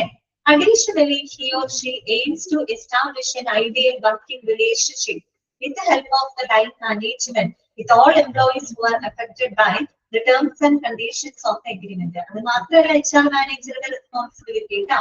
അദ്ദേഹം എന്ത് ചെയ്യണമെന്ന് അറിയാമോ, തന്റെ സ്ഥാപനത്തില് നല്ലൊരു വർക്കിംഗ് റിലേഷൻഷിപ്പ് അദ്ദേഹം എസ്റ്റാബ്ലിഷ് ചെയ്യണം. ഓക്കെ, അതായത് എംപ്ലോയീസിന്റെ മാനേജ്മെന്റിന്റെ ഇടയിലായിട്ട് വളരെ എന്താ പറയാ നല്ലൊരു വർക്കിംഗ് റിലേഷൻഷിപ്പ് അദ്ദേഹം എസ്റ്റാബ്ലിഷ് ചെയ്യണം. അതുപോലെ നമ്മൾ ഈ പറയുന്ന എന്താണ് കോൺട്രാക്ടിന്റെ ആ ഒരു വ്യവസ്ഥകൾ ബാധകമാകുന്ന തൊഴിലാളികളെയും അല്ലെ, വ്യവസ്ഥകളൊക്കെ ബാധകമാകുന്ന തൊഴിലാളികളെയൊക്കെ നമ്മള് ആ തൊഴിലാളികൾക്ക് മാനേജ്മെന്റിന്റെ ഇടയിൽ വളരെ സൗഹാർദ്ദകരമായിട്ടുള്ള ഒരു എൻവിയോൺമെന്റ് നമ്മൾ ക്രിയേറ്റ് ചെയ്തിരിക്കണം കേട്ടോ. അപ്പൊ കോൺട്രാക്ട് അഡ്മിനിസ്ട്രേഷനിൽ പറയുന്ന കാര്യം വേറൊന്നുമല്ല, നമ്മൾ ഔദ്യോഗികമായിട്ട് ഒപ്പുവെച്ച് അംഗീകരിച്ച ആ കരാറിലെ വ്യവസ്ഥകള് നടപ്പിലാക്കുന്ന ഒരു ഘട്ടമാണ്. അപ്പൊ ഈ ഒരു സ്റ്റെപ്പിൽ ഒരിക്കലും നമ്മൾ പറയുന്നില്ല കളക്ടീവ് ബാർഗെയിനിങ് അവിടെ അവസാനിക്കുകയല്ല, പകരം അവിടെ തുടങ്ങുകയാണ് ചെയ്യുന്നത്. പക്ഷെ നമുക്കറിയാം വളരെ സ്ട്രെസ്ഫുൾ ആയിട്ടുള്ള എൻവിയോൺമെന്റില് ഈ പറയുന്ന കോൺട്രാക്ട് നടപ്പിലാക്കാൻ നമുക്ക് പ്രായോഗികമായിട്ട് ഒരുപാട് ബുദ്ധിമുട്ടുകൾ ഉണ്ടാവും. കാര്യം എത്ര എക്സ്പേർട്ട് ആയിട്ടുള്ള നെഗോഷിയേറ്റേഴ്സ് ഉണ്ടെന്ന് പറഞ്ഞാലും ലോയർമാരുണ്ടെന്നൊക്കെ പറഞ്ഞു കഴിഞ്ഞാലും ഒരു വളരെ പെർഫെക്റ്റ് ആയിട്ടുള്ള ഒരു എഗ്രിമെന്റിലോട്ട് എത്തിച്ചേരുക എന്ന് പറയുന്നത് വളരെ ബുദ്ധിമുട്ടുള്ള ഒരു കാര്യമാണ്. അപ്പൊ എത്രത്തോളം നാള് ആ എഗ്രിമെന്റ് നീണ്ടു നിൽക്കുന്നോ അത്രത്തോളം ചെറുതായിട്ടും വലിയ രീതിയിലൊക്കെ പല വിധത്തിലുള്ള പോരായ്മകൾ അവിടെ തുടർന്നുകൊണ്ടേയിരിക്കുമെന്നാണ് പറയുന്നത് കേട്ടോ. അതുപോലെ തന്നെ ഈ കോൺട്രാക്ട് അഡ്മിനിസ്റ്റർ ചെയ്യേണ്ടതിന്റെ ഉത്തരവാദിത്തം നമ്മുടെ HR മാനേജർക്കാണ് കേട്ടോ. അതുപോലെ നമ്മൾ ആ കോൺട്രാക്ട് അഡ്മിനിസ്റ്റർ ചെയ്യുമ്പോൾ വരുന്ന ഡിസിപ്ലിൻ ഇഷ്യൂസുകൾ ആയിക്കോട്ടെ, ഗ്രീവൻസസുകൾ ആയിക്കോട്ടെ, അത് എത്രയും പെട്ടെന്ന് പരിഹരിക്കാനുള്ള റെസ്പോൺസിബിലിറ്റിയും ആരുടേത് തന്നെയാണ്, HR മാനേജറുടേതാണ്. അവിടെ കൊണ്ട് അദ്ദേഹത്തിന്റെ റെസ്പോൺസിബിലിറ്റി അവസാനിക്കുന്നില്ല. ഈ പറയുന്ന ജീവനക്കാർക്കും മാനേജ്മെന്റിനും ഇടയിലായിട്ട് വളരെ നല്ലൊരു വർക്കിംഗ് എൻവിയോൺമെന്റ് നിലനിർത്തേണ്ട റെസ്പോൺസിബിലിറ്റി കൂടെ ആർക്കാണുള്ളത്, HR മാനേജർക്കാണ്. ഓക്കെ, ക്ലിയർ ആയോ പറഞ്ഞത്? ക്ലിയർ ആയോ? അതോടുകൂടി നമ്മുടെ കളക്റ്റീവ് ബാർഗെയിനിങ് പ്രോസസ് അവിടെ അവസാനിക്കുകയാണ് കേട്ടോ. അപ്പൊ നമ്മൾ കഴിഞ്ഞ ക്ലാസ്സുകളിലും ഈ ഒരു ക്ലാസ്സിലായിട്ട് കളക്റ്റീവ് ബാർഗെയിനിങ്ങിന്റെ പ്രാധാന്യമാണ് ഞാൻ പറഞ്ഞത്. കളക്റ്റീവ് ബാർഗെയിനിങ് എന്താണെന്ന് ഇനി ഒരിക്കലും മറന്നു പോകരുത് കേട്ടോ. അതായത് തൊഴിലുടമകളും തൊഴിലാളികളുടെ സംഘടനകളും തമ്മില് പരസ്പരം ചർച്ച ചെയ്ത് എന്തിനെ പറ്റി വീട്ടിലെ കാര്യങ്ങളെ പറ്റിയാണോ? അല്ല, പിന്നെന്താണ്, തൊഴിൽ സാഹചര്യങ്ങളെ പറ്റിയിട്ട് ചർച്ചകൾ നടത്തി കൃത്യമായിട്ട് പരിഹരിക്കുന്ന ഒരു ജനാധിപത്യ രീതിയാണ് കളക്റ്റീവ് ബാർഗെയിനിങ് എന്ന് പറയുന്നത്. അതായത് ഒരു എംപ്ലോയി തനിയെ പോയിട്ട് തന്റെ ശമ്പളം വർദ്ധിപ്പിച്ചു തരണമെന്ന് മുതലാളിയോട് ഒറ്റയ്ക്ക് പോയി പറയുന്നതിന് പകരം അവര് ഒരുമിച്ച് നിന്ന് കൂട്ടായി ഒരു യൂണിയൻ വഴി അവരുടെ ആവശ്യങ്ങള് ബാർഗെയിൻ ചെയ്യാണ്. പിന്നെ പേശി മേടിക്കാന്നൊക്കെ നമ്മൾ പറയും, പേശി അല്ലെ, ബാർഗെയിൻ ചെയ്ത് അവരുടെ ആവശ്യങ്ങൾ മാനേജ്മെന്റിന്റെ മുമ്പിൽ അവതരിപ്പിക്കുന്ന ആ ഒരു രീതിയാണ് കളക്റ്റീവ് ബാർഗെയിനിങ് എന്ന് പറയുന്നത്. പിന്നെ കളക്റ്റീവ് ബാർഗെയിനിങ് ഇമ്പോർട്ടൻസ് നമ്മൾ 3 രീതിയിൽ നോക്കി കാണുന്നുണ്ട് അല്ലെ. സൊസൈറ്റിക്ക് അത് എങ്ങനെ പ്രയോജനപ്പെടുന്നു, എംപ്ലോയീസിന് അത് എങ്ങനെ പ്രയോജനപ്പെടുന്നു, എംപ്ലോയർക്ക് എങ്ങനെ പ്രയോജനപ്പെടുന്നു, അതിനെ ബേസ് ചെയ്തുകൊണ്ടാണ് നമ്മൾ അതിന്റെ ഇമ്പോർട്ടൻസിനെ നോക്കി കാണുന്നത് അല്ലെ. ഓക്കെ, പിന്നെ നമ്മൾ കണ്ടത് കളക്റ്റീവ് ബാർഗെയിനിങ് പ്രോസസ്സിന്റെ ആ ഒരു എഫക്ട് ചെയ്യുന്ന 2 എൻവയോൺമെന്റൽ ഫാക്ടേഴ്സ് ആണ്. അത് ഒന്ന് യൂണിയൻ മാനേജ്മെന്റ് റിലേഷൻഷിപ്പ് ആണ്, 2 ബാർഗെയിനിങ് സ്ട്രക്ചർ ആണ്. ദെൻ നമ്മൾ പഠിച്ചത് കളക്റ്റീവ് ബാർഗെയിനിങ് പ്രോസസ് ആണ്. അതിന്റെ വിവിധ ഘട്ടങ്ങളും അതിന്റെ ഡീറ്റെയിൽസ് ഒക്കെ നമുക്ക് ക്ലിയർ ആണ്. ഓക്കെ, ഞാൻ എടുത്ത പോർഷൻ നിങ്ങൾക്ക് ഓക്കെ അല്ലേ? കളക്റ്റീവ് ബാർഗെയിനിങ് ഇമ്പോർട്ടൻസ് തൊട്ട് ഇവിടെ വരെ എടുത്ത ഭാഗങ്ങള് ഓക്കെ അല്ലേ? ഇതോടുകൂടിയിട്ട് നമ്മുടെ ചാപ്റ്ററുകളെല്ലാം ഇവിടെ കഴിഞ്ഞു കേട്ടോ. ഇനി ഞാൻ ഉദ്ദേശിക്കുന്നത് എന്താന്ന് വെച്ച് കഴിഞ്ഞാല് നമുക്ക് 6ാമത്തെ ചാപ്റ്റർ ഉണ്ടല്ലോ, അതിന്റെ ഒരു എന്താ പറയാ റിവിഷൻ നടത്താം. റിവിഷൻ നമുക്ക് ശനിയാഴ്ച ടേം 2 എക്സാം ആണല്ലോ. ടേം 2 എക്സാം ആണ്. ടേം 2 പഠിച്ച ചാപ്റ്ററുകളൊക്കെ ഉണ്ടല്ലോ, ടാലന്റ് മാനേജ്മെന്റ്, കോമ്പൻസേഷൻ മാനേജ്മെന്റ് അല്ലെ, അതുപോലെ എംപ്ലോയി ബെനിഫിറ്റ്സ്, അതുപോലെ ഈ പറഞ്ഞ ഗ്രീവൻസ് അല്ലെ. ഇത്രയും ചാപ്റ്ററുകളുടെ ടേം എക്സാം ആണ് ശനിയാഴ്ച അല്ലെ. ഓക്കെ, അപ്പൊ അതുകൊണ്ട് നമുക്കൊരു കാര്യം ചെയ്യാം. എന്റെ ചാപ്റ്റർ, ഞാൻ എടുത്ത ചാപ്റ്റർ ഗ്രീവൻസ് ആണ്. അതിന്റെ കുറച്ച് ക്വസ്റ്റ്യൻസുകൾ നമുക്കൊന്ന് ഡിസ്കസ് ചെയ്യാം. ജസ്റ്റ് ഞാൻ ക്വസ്റ്റ്യനുകളൊക്കെ ഒന്ന് വായിക്കാം, നിങ്ങൾക്ക് ഓപ്ഷൻ തരാം. നിങ്ങൾക്ക് ആൻസർ ചെയ്യാൻ പറ്റുന്നുണ്ടോ എന്നുള്ളത് നിങ്ങൾ തന്നെ ഒന്ന് ജസ്റ്റ് സ്വയം ഇവാലുവേറ്റ് ചെയ്യാം കേട്ടോ. ഓക്കെ, അപ്പോ ആദ്യം ഒരു ചോദ്യം ശ്രദ്ധിക്കാം.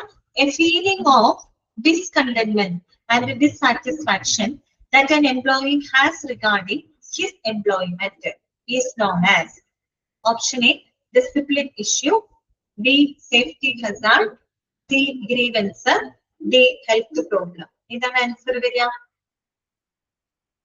C ആണ്. ഓക്കെ, ഗ്രീവൻസ് ആണ് കേട്ടോ. അടുത്ത ക്വസ്റ്റ്യൻ ഇതാണ്. A grievance that arises from The faulty implementation of organizational policies where an employee's expectations are not met is a option A, factual grievance, B, imaginary grievance, C, disguised grievance, D, positive grievance. ഇതാണ് answer വരിക. A grievance that arises from the faulty implementation of the organizational policies. നമ്മൾ ഒരു ഓർഗനൈസേഷന്റെ നയങ്ങള് അത് നമ്മൾ ശരിയായ രീതിയിൽ നടപ്പിലാക്കാതെ വരുമ്പോൾ ഉണ്ടാകുന്ന ഗ്രീവൻസ്. അതിന് നമ്മൾ പറയുന്നത് എന്താണ്? അതായത് പറയാം, option A factual grievance, B imaginary grievance, C disguised grievance, D positive grievance. Answer factual grievance. Okay, എല്ലാവരും ആൻസർ പറഞ്ഞത് ഓപ്ഷൻ എ ആണ് കേട്ടോ. കറക്റ്റ് ആണ്, ഫാക്ച്വൽ ഗ്രീവൻസ് ആണ് കേട്ടോ. ഫാക്ച്വൽ മീൻസ് ഫാക്റ്റ് ആണ്, ശരിയായ വസ്തുതയാണ് അല്ലെ. നമ്മൾ പറഞ്ഞല്ലോ ഗ്രീവൻസ് എന്ന് പറയുമ്പോ ഒരു ജീവനക്കാരന് തൊഴിൽ സംബന്ധമായിട്ട് അനുഭവപ്പെടുന്ന ഏതൊരു അതൃപ്തിയെയും നമുക്ക് ഗ്രീവൻസ് എന്ന് പറയാം അല്ലെ. ഓക്കെ, അതിന് നമുക്ക് ഗ്രീവൻസ് എന്ന് പറയാം. പിന്നെ നമുക്കറിയാം ഈ പരാതികൾ എന്ന് പറയുന്നത് അതൊരു ഫീലിംഗ് ആണ് അല്ലെ. ഇറ്റ്സ് എ ഫീലിംഗ് ഓഫ് ഡിസ്കണ്ടന്റ്മെന്റ് അഥവാ ഡിസാറ്റിസ്ഫാക്ഷൻ. അത് യഥാർത്ഥമാവണമെന്നില്ല, യഥാർത്ഥമാവാം സാങ്കല്പികമാവാം, അങ്ങനെ രണ്ടും നമ്മൾ പറയുന്നുണ്ട്. ചിലപ്പോ ഇവരുടെ പരാതികളുടെ അടിസ്ഥാനം ശരിയായിട്ടുള്ള കാര്യങ്ങളായിരിക്കാം. അപ്പോ ഫാക്ച്വൽ എന്ന് പറയുമ്പോൾ ഫാക്ട് തന്നെയാണ് ഉദ്ദേശിക്കുന്നത്. നമ്മളൊരു കരാറ് പ്രകാരം ഒരു എംപ്ലോയിക്ക് നൽകേണ്ട കാര്യങ്ങള് നമ്മൾ കൊടുക്കാതെ വരുമ്പോഴാണ് ഫാക്ച്വൽ ഗ്രീവൻസ് ഉണ്ടാവുന്നത്. ഇമാജിനറി ഗ്രീവൻസ് ഉണ്ടാവുന്നത് എപ്പോഴാണ്? നമ്മുടെ നെഗറ്റീവ് ആറ്റിറ്റ്യൂഡ് മൂലം ഉണ്ടാകുന്നത്. സത്യത്തിൽ അങ്ങനെ ഒരു പരാതിക്ക് പ്രത്യേകിച്ച് യാതൊരു അടിസ്ഥാനവും ഇല്ല. അവർക്ക് അങ്ങനെ ഒരു ഫീലിംഗ് ഉണ്ടായി, പക്ഷെ ആ ഫീലിങ്ങിന് യഥാർത്ഥമായിട്ടുള്ള കാര്യങ്ങളൊന്നും ഇല്ല. അത് അവരുടെ തെറ്റായ ചിന്താഗതി അല്ലെങ്കിൽ അവരുടെ തെറ്റിദ്ധാരണ അല്ലെ, അതുമൂലം ഉണ്ടാകുന്ന ഗ്രീവൻസ് ആണ് എന്ത്? Imaginary grievance. ഡിസ്ഗൈസ്ഡ് ഗ്രീവൻസ് എന്ന് പറയുമ്പോൾ മറഞ്ഞിരിക്കുന്ന പരാതിയാണ്. മറഞ്ഞിരിക്കുന്ന പരാതി എന്നെടുത്ത് പറയാൻ കാരണം എന്താണ്? അതായത് ഒരു എംപ്ലോയിക്ക് എന്തോ ഡിസാറ്റിസ്ഫാക്ഷൻ ഉണ്ട്, അതൃപ്തിയുണ്ട്, പക്ഷെ ആ അതൃപ്തിയുടെ യഥാർത്ഥ കാരണം എന്താണെന്ന് അവർക്ക് തിരിച്ചറിയാൻ കഴിയാത്ത അവസ്ഥയാണ് എന്ത്? അതാണ് ഡിസ്ഗൈസ്ഡ് ഗ്രീവൻസ് എന്ന് പറയുന്നത്. അതൃപ്തി ഉണ്ടോ എന്ന് ചോദിച്ചാൽ ഉണ്ട്, പക്ഷെ എന്താണ് അതിന്റെ കാരണം എന്ന് ചോദിച്ചാൽ അതിന് കൃത്യമായ വ്യക്തമായിട്ട് ഒരു മറുപടി ഇല്ല, അല്ലെങ്കിൽ അതിന്റെ കാരണം എന്താണെന്ന് തിരിച്ചറിയാൻ കഴിയാത്ത അവസ്ഥയാണ് എന്ത്? ഡിസ്ഗൈസ്ഡ് ഗ്രീവൻസ് എന്ന് പറയുന്നത്. അപ്പോ അത് എന്ത് കാരണങ്ങൾ കൊണ്ടുണ്ടാവാം? അത് സൈക്കോളജിക്കൽ ആയിട്ടുള്ള പല നീഡ്സുകളും സാറ്റിസ്ഫൈ ചെയ്യാത്തത് മൂലമാണ് അത്തരത്തിലുള്ള പ്രശ്നങ്ങൾ ഉണ്ടാകുന്നത്. ഓക്കെ, ആ 3 ടൈപ്പ് നിങ്ങൾ പഠിച്ചു വെക്കണം കേട്ടോ. അതിന് എന്തായാലും ഒരു ക്വസ്റ്റ്യൻ വരും, ഉറപ്പാണ് കേട്ടോ. അടുത്ത ചോദ്യം ഇതാണ്. When an employee is dissatisfied due to a wrong perception, negative attitude or incorrect information, it is an option A, factual grievance, option B, imaginary grievance, option C, disguised grievance, option D, valid grievance. ഇതാണ് answer വരിക. Very good, correct ആണ് കേട്ടോ. ലക്ഷ്മി, ചെസിയ, Shilpa correct ആണ്. Soni, Ranju, okay, Ranju Nair, okay, Ashwathi Mohan correct ആണ് കേട്ടോ. ഉത്തരം എന്താണ്? ഇമാജിനറി ഗ്രീവൻസ് ആണ്. Okay, clear. പിന്നെ നമ്മൾ അതിനകത്ത് എന്താ പഠിച്ചേ? സോഴ്സസ് പഠിച്ചല്ലേ. ഗ്രീവൻസിന്റെ സോഴ്സസ് അല്ലെങ്കിൽ ഗ്രീവൻസിന്റെ കാരണങ്ങൾ എന്തൊക്കെയാണ് അതൊക്കെ നമ്മൾ പഠിച്ചതല്ലേ. ഓക്കെ, ഒരു ചോദ്യം ശ്രദ്ധിക്കാം. An autocratic style of management in an organization with a highly qualified people can be a source of grievance related to dash. Option A, working conditions. Option B, personal management. Option C, management practices. Option D, employee character. ഏതായിരിക്കും answer വരിക?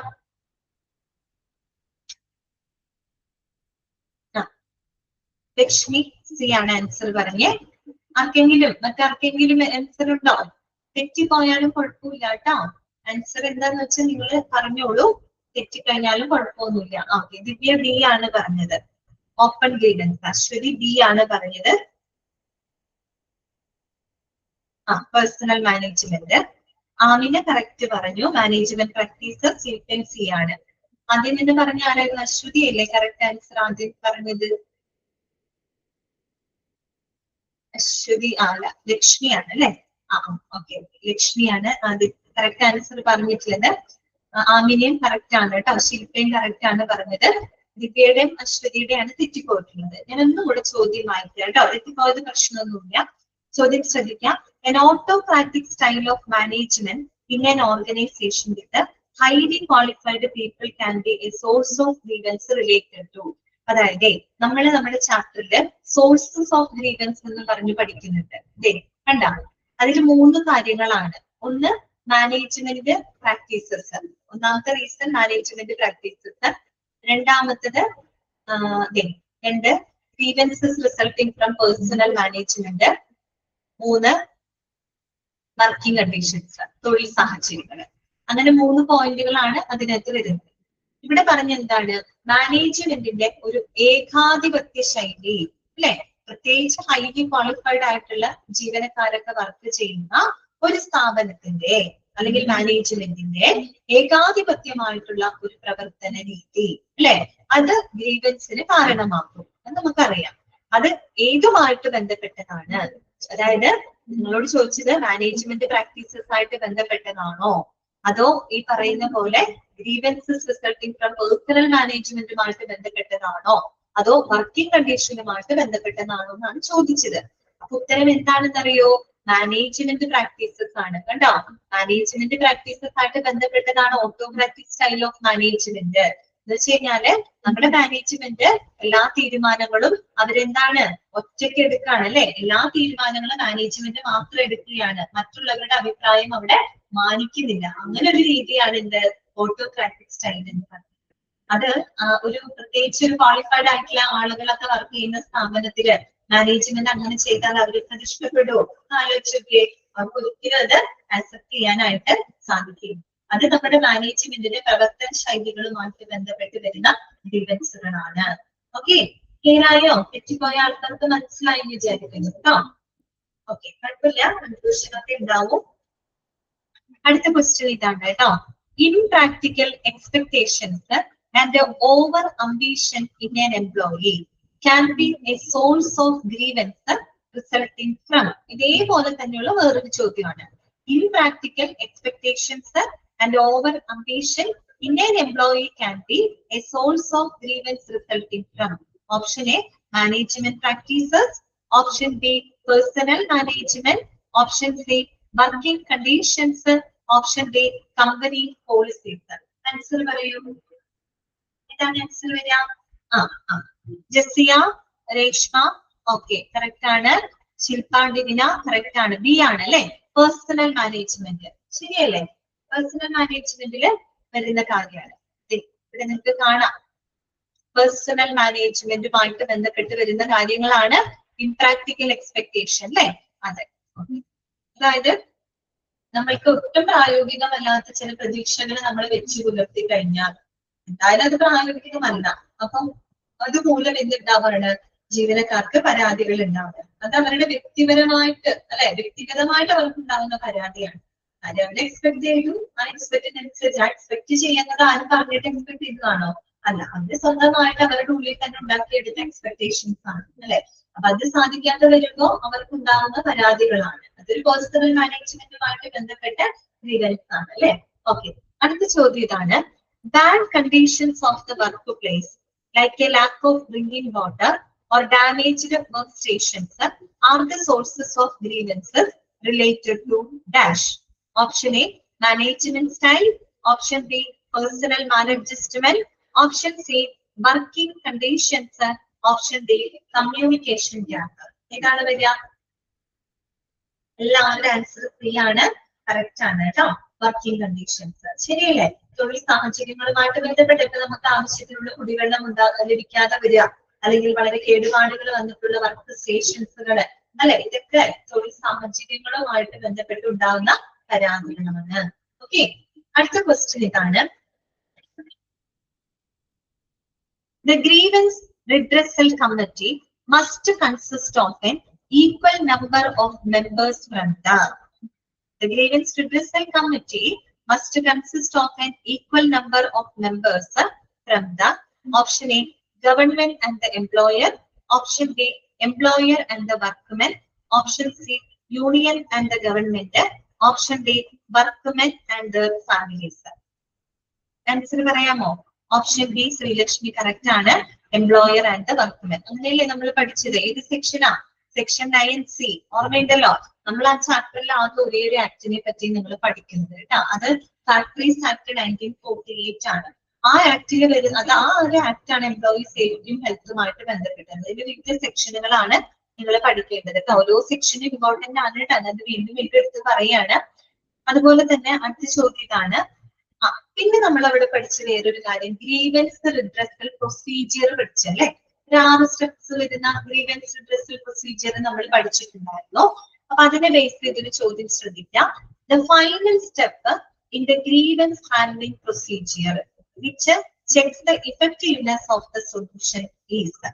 Option A data collection, option B analyse and solve, option C prompt redressal, option D implementation and follow up. എന്താണ് answer? Answer D ആണ്. Okay, correct ആണ്. Implementation and follow up. Okay,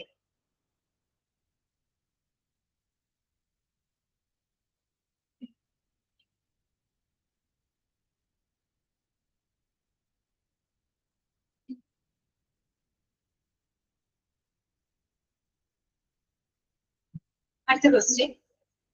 പിന്നെ നമ്മൾ ആ ഒരു ചാപ്റ്ററിലെ വേറൊരു ഇമ്പോർട്ടന്റ് ആയിട്ടുള്ള ഒരു കാര്യം നമ്മൾ പഠിക്കുന്നുണ്ട്. ഇതാണ് ഗ്രീവൻസ് റിഡ്രസൽ പ്രൊസീജിയർ. അതൊക്കെ വളരെ ഇമ്പോർട്ടന്റ് ആണ് കേട്ടോ. അതുപോലെ 1947 ഇൻഡസ്ട്രിയൽ ഡിസ്പ്യൂട്ട് ആക്ടിന്റെ സെക്ഷൻ 9C പ്രകാരം പറയുന്ന കാര്യങ്ങൾ അതൊക്കെ നിങ്ങൾ നോട്ട് ചെയ്ത് പോകണം കേട്ടോ. റിഡ്രസൽ കമ്മിറ്റി ചെയർമാൻ എങ്ങനെ തെരഞ്ഞെടുക്കണം, എത്ര നമ്പർ ഓഫ് ആളുകൾ ഉണ്ടായിരിക്കണം, ഓക്കെ, അതൊക്കെ നിങ്ങൾ നോട്ട് ചെയ്ത് വെക്കേണ്ട പോയിന്റുകളാണ് കേട്ടോ. പിന്നെ നമ്മള് ഗ്രീവൻസ് റെസൊല്യൂഷൻ മെത്തേഡുകൾ പഠിച്ചു. അത് വളരെ ഇമ്പോർട്ടന്റ് ആണ് കേട്ടോ. അത് മെയിൻ എക്സാമിനാണെങ്കിലും ചോദിക്കാവുന്നതാണ്. ഗ്രീവൻസ് റെസൊല്യൂഷൻ മെത്തേഡ് 5 നമ്മൾ പഠിച്ചില്ലേ? Collective bargaining, mediation, conciliation, arbitration, adjudication. അത് ഇമ്പോർട്ടന്റ് ആണ് കേട്ടോ. അതുമായിട്ട് ബന്ധപ്പെട്ട് ചോദ്യം നോക്കാം. ഒരു ക്വസ്റ്റ്യൻ ശ്രദ്ധിക്കുക കേട്ടോ. When a grievance is resolved by a third party employed by the government whose decision is binding. When a grievance is resolved by a third party employed by the government whose decision is binding, it is called option A conciliation, option B adjudication, option C arbitration, option D mediation. എന്താണ് answer വരിക? Option A ആണോ? Sony പറഞ്ഞത് A ആണ്. പിന്നെ വേറെ ആർക്കെങ്കിലും? ജെസ്സിയ C ആണ് പറഞ്ഞത്, ശില്പ പറഞ്ഞത് ബി ആണ്, ലക്ഷ്മി ബി ആണ് പറഞ്ഞത്, അശ്വതി എ ആണ് പറഞ്ഞത്. റൈറ്റ് ആൻസർ എന്താണെന്ന് അറിയോ? ഇതിന് A, Divya C. Correct answer adjudication ആണ് കേട്ടോ. ഇതാണ് അഡ്ജൂഡിക്കേഷൻ ആണ് കറക്റ്റ് ആൻസർ കേട്ടോ. അപ്പൊ ആ ഒരു കൺസെപ്റ്റുകൾ ക്ലിയർ ആവാത്തത് കൊണ്ടാണ് ആ ഒരു കൺഫ്യൂഷൻ വരുന്നത് കേട്ടോ. ഓക്കെ, അതായത് കളക്റ്റീവ് ബാർഗൈനിങ് ഇപ്പൊ നമ്മൾ പഠിച്ചതാണ് അല്ലെ. എന്താണ്? എംപ്ലോയീസ് എല്ലാവരും കൂടെ ഒരുമിച്ച് അവരുടെ ആവശ്യങ്ങൾ മാനേജ്മെന്റിലൂടെ അവതരിപ്പിക്കുന്ന ഒരു രീതി. ഇത് നല്ലൊരു മെത്തേഡ് അല്ലേ? അവരുടെ പരാതികൾക്ക് പരിഹാരം കാണാനുള്ള നല്ലൊരു മെത്തേഡാണ്. ഒറ്റയ്ക്ക് പോയി പറയുന്നേക്കാൾ നല്ലത് എന്താ? എല്ലാവരും കൂടെ ഒരുമിച്ച് കൂട്ടായി ഒരു യൂണിയൻ വഴിയായിട്ട് അവരുടെ ആവശ്യങ്ങളും പരാതികളും അവര് മാനേജ്മെന്റിനോട് പോയി അവർക്ക് അവതരിപ്പിക്കാം അല്ലെ. അതൊരു നല്ല മെത്തേഡാണ്. അതാണ് കളക്റ്റീവ് ബാർഗൈനിങ് അല്ലെ. മീഡിയേഷന്റെ പ്രത്യേകത എന്താണ്? അതൊരു voluntary method of grievance. Voluntary എന്ന വാക്കിന് ഇമ്പോർട്ടൻസ് അവിടെ കൊടുക്കണം. സ്വമേധയാ നമ്മള് എന്താണ് പരാതികൾക്ക് പരിഹാരം കണ്ടെത്തുന്ന ഒരു രീതി. സ്വമേധയാ എന്ന് പറയുമ്പോൾ അവിടെ ആരും പരസ്പരം അവരായിട്ട് തന്നെ ഒരു ഒത്തുതീർപ്പ് സ്വമേധയാ ഇരു കൂട്ടരുടെ ഭാഗത്ത് നിന്നും അവര് എന്ത് ചെയ്യാണ് പരിഹാരം കണ്ടെത്തുന്ന ഒരു രീതിയാണ് മീഡിയേഷൻ എന്ന് പറയുന്നത്. കൺസീലിയേഷൻ എന്ന് പറയുമ്പോൾ ഒരു അനുരഞ്ജനം എന്നുള്ള അർത്ഥമാണ്. അനുരഞ്ജനത്തിൽ ഏർപ്പെടുക എന്നുള്ളത് അല്ലെ. അതായത് അവിടെ ഒരു അനുരഞ്ജകൻ ഉണ്ടാവും, ഇരു പാർട്ടികൾക്കും ഇടയിൽ ഒരു അനുരഞ്ജകൻ ഉണ്ടാവും. അദ്ദേഹത്തിന്റെ സാന്നിധ്യത്തിലാണ് അവരൊരു ഫൈനൽ സൊല്യൂഷനിലോട്ട് എത്തിച്ചേരുന്നത്. അതാണ് കൺസീലിയേഷൻ എന്ന് പറയുന്നത്. അപ്പോ മീഡിയേഷനും കൺസീലിയേഷനും തമ്മിലുള്ളൊരു വ്യത്യാസം എന്ന് പറഞ്ഞു കഴിഞ്ഞാല് അല്ലെ, മീഡിയേഷൻ എന്ന് പറയുമ്പോൾ അവിടെ ഒരു തേർഡ് പാർട്ടി ഉണ്ടോ എന്ന് വെച്ചാൽ ഉണ്ട്. പക്ഷെ അവിടെ അതിൽ വെറുതെ ഇരിക്കുന്നു എന്ന് മാത്രമേ ഉള്ളൂ. അതിന് പ്രത്യേകിച്ച് അഭിപ്രായങ്ങളോ കാര്യങ്ങളോ ഇല്ല. കൺസീലിയേഷൻ എന്ന് പറയുമ്പോൾ അവിടെ ഒരു തേർഡ് പാർട്ടി ഉണ്ടോ? ഉണ്ട്. കൺസീലിയേറ്റ് ആണ് അല്ലെ. ഉണ്ട്, അവർക്ക് അവരുടെ അഭിപ്രായങ്ങൾ വേണമെങ്കിൽ പറയാം, അഭിപ്രായം പറയാന്നുള്ളൂ. അല്ലാണ്ട് ഇങ്ങനെ ചെയ്യണം ഇന്നത് ചെയ്യുന്നവർക്ക് പറയാൻ പറ്റില്ല, അവർക്ക് അവരുടെ അഭിപ്രായങ്ങൾ പറയാം, അത്രയേ ഉള്ളൂ. അതിനുള്ളൊരു ചാൻസ് അല്ലേ. ആർബിട്രേഷനും അഡ്ജൂഡിക്കേഷനും തമ്മിലുള്ള വ്യത്യാസം എന്താ? ആർബിട്രേഷൻ എന്ന് പറയുമ്പോ അവിടെ ഒരു മൂന്നാമതൊരു പാർട്ടി ഉണ്ട് അല്ലെ, തേർഡ് പാർട്ടി ഉണ്ട്. ആ തേർഡ് പാർട്ടി ഇവരുടെ പ്രശ്നങ്ങൾ പഠിച്ചിട്ട് അവരൊരു സൊല്യൂഷൻ മുന്നോട്ട് വെച്ചു കൊടുക്കുകയാണ്. പക്ഷെ എന്താണ്, ആ സൊല്യൂഷൻ നിർബന്ധമായിട്ട് ഇവര് പാലിക്കുന്നത് നിർബന്ധമില്ല, ലീഗലി ബൈൻഡഡ് അല്ല. വേണമെങ്കിൽ സ്വീകരിക്കാൻ, വേണമെങ്കിൽ വേണ്ട, അത്രയേ ഉള്ളൂ ആർബിട്രേഷൻ. പക്ഷെ ജുഡീഷ്യറി എന്നൊക്കെ കേൾക്കുമ്പോൾ തന്നെ നിങ്ങൾക്ക് കോടതിയായിട്ട് കണക്റ്റഡ് ആണ്. അവിടെ തേർഡ് പാർട്ടി എന്ന് പറഞ്ഞ മിക്കവാറും ഒരു ലോയർ ആരെങ്കിലും ആയിരിക്കും, ഗവൺമെന്റ് നിയമിക്കുന്ന ഒരു വ്യക്തിയായിരിക്കും. അപ്പൊ അവരെ സംബന്ധിച്ച് അവരൊരു സൊല്യൂഷൻ കൊടുത്താൽ അത് നിർബന്ധമായിട്ടും അനുസരിക്കണം എന്നുള്ളത് ജുഡീഷ്യറി പ്രകാരം നിർബന്ധമാണ്. അതുകൊണ്ടാണ് അഡ്ജൂഡിക്കേഷൻ. ഉണ്ടാവും ആ കൺസെപ്റ്റുകൾ ക്ലിയർ ആവാത്തത് കൊണ്ടാണ് ഒരു കൺഫ്യൂഷൻ വന്നത്. നമ്മുടെ ചോദ്യം എന്തായിരുന്നു? when a grievance is resolved by a third party employed by the government, government ഏർപ്പാടാക്കിയിട്ടുള്ള third party, government ഏർപ്പാടാക്കിയ third party ആയിരിക്കും, അതൊരു അഡ്വക്കേറ്റോ അല്ലെങ്കിൽ ലോയറോ ആയിരിക്കും. അപ്പൊ തന്നെ നിങ്ങൾക്ക് മനസ്സിലായി, അഡ്ജൂഡിക്കേഷൻ ആണ് അല്ലെ, അദ്ദേഹത്തിന്റെ ഡിസിഷൻ ബൈൻഡിങ് ആണ് എന്ന് പറഞ്ഞാൽ അദ്ദേഹം എടുക്കുന്ന തീരുമാനം അവിടെ നമ്മൾ അനുസരിക്കണം, ബന്ധമാണ് അല്ലെ. അങ്ങനെ കേൾക്കുമ്പോ തന്നെ നിങ്ങൾക്ക് എന്ത് കണക്റ്റഡ് ആവണം? അഡ്ജൂഡിക്കേഷൻ ആണ്. ഓക്കെ, ക്ലിയറായോ പറഞ്ഞത്?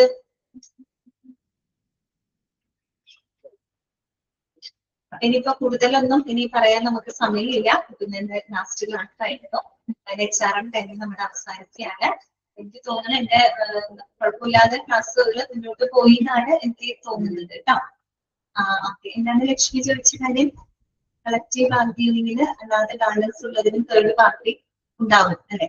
ഈ കളക്റ്റീവ് ബാർഗൈനിങ് എന്ന് പറയുമ്പോഴേ അതില് തേർഡ് പാർട്ടി ഉണ്ട് കേട്ടോ. കളക്റ്റീവ് ബാർഗൈനിങ് ബാക്കി എല്ലാത്തിലും തേർഡ് പാർട്ടി ഉണ്ട്, ശരിയാണ് കേട്ടോ. തേർഡ് പാർട്ടി ഉണ്ടോ എന്ന് വെച്ചാൽ ഉണ്ട്, പക്ഷെ അവരുടെ റോളുകൾക്കാണ് വ്യത്യാസം കേട്ടോ. അതൊന്ന് ചിരിച്ചാൽ. പിന്നെ എന്താണ്, വേറെ എനിക്കൊന്നും പറയാനൊന്നുമില്ല, കുഴപ്പമില്ലാത്ത കുട്ടികളൊക്കെയാണ്. പിന്നെന്താണ്, കുറച്ച് റെസ്പോൺസ് കുറവുണ്ടെന്ന് മാത്രമാണ് എനിക്കൊരു തോന്നിയിട്ടുള്ളൂ. വേറെ കുഴപ്പങ്ങളൊന്നും ഉണ്ടായില്ല, കുഴപ്പമില്ലാത്ത കുട്ടികൾ തന്നെയാണ്. പിന്നെ എന്താണ്, ക്ലാസ്സിൽ ഇരിക്കുമ്പോൾ എന്തെങ്കിലും ചോദിക്കുന്ന മറുപടി പറയാൻ കുറച്ചൊരു ബുദ്ധിമുട്ടുണ്ടെന്ന് തോന്നണം. അങ്ങനെ ഒരു റെസ്പോൺസ് കുറവ് മാത്രമാണ് എനിക്ക് ഫീൽ ചെയ്തിട്ടുള്ളത്, വേറെ പ്രശ്നങ്ങളൊന്നും ഉണ്ടായിരുന്നില്ല. അപ്പോ മാക്സിമം നല്ല രീതിയിൽ തന്നെ പഠിക്കുക കേട്ടോ, നല്ല രീതിയിൽ. അത് കുഴപ്പമില്ല ശ്രീലക്ഷ്മി, അതൊന്നും കുഴപ്പമില്ല, ഞാൻ ജസ്റ്റ് പറഞ്ഞെന്ന് മാത്രമേ ഉള്ളൂ കേട്ടോ. അതിന് സോറി ഒന്നും പറയണ്ട, എനിക്ക് അങ്ങനെ വിഷമങ്ങളും കാര്യങ്ങളൊന്നുമില്ല. ഇതിനെ സംബന്ധിച്ച് നിങ്ങൾ ഏറ്റവും നല്ല രീതിയിൽ പഠിക്കണം, നല്ല രീതിയിൽ. ഓക്കെ ലക്ഷ്മി, അത് കുഴപ്പമില്ല. ഏറ്റവും നന്നായിട്ട് തന്നെ പ്രിപ്പയർ ചെയ്യണം കേട്ടോ. പിന്നെ പെട്ടെന്ന് ജോലിക്ക് കയറാനായിട്ട് ശ്രമിക്കുക കേട്ടോ. അത് പറയാനുള്ളൂ. നമുക്ക് എപ്പോഴും ഒരു ജോലിയൊക്കെ കിട്ടി നമ്മൾ സ്വന്തമായിട്ടൊക്കെ ഏൺ ചെയ്യുമ്പോഴാണ് ഒരു വിലയും കാര്യങ്ങളൊക്കെ ഉണ്ടാവുള്ളൂ അല്ലെ. അങ്ങനെയാണ്. അതുകൊണ്ട് തന്നെ നിങ്ങളൊക്കെ ഒരു കോഴ്സ് എടുത്തത് അതിന്റെ ഒരു ഭാഗമായിട്ടാണ് അല്ലെ. അപ്പൊ ആ കോഴ്സ് മാക്സിമം നല്ല രീതിയിൽ നമ്മൾ ഇത് ടെക്സ്റ്റ് ബുക്കിൽ പഠിക്കുന്ന കാര്യങ്ങളാണ്. ഈ ഒരു ജോലിക്ക് കയറുമ്പോ പ്രാക്ടിക്കലായിട്ട് നമുക്ക് കുറെ കാര്യങ്ങൾ കിട്ടും, എക്സ്പീരിയൻസ് ഒക്കെ നമുക്ക് ധാരാളം കിട്ടും.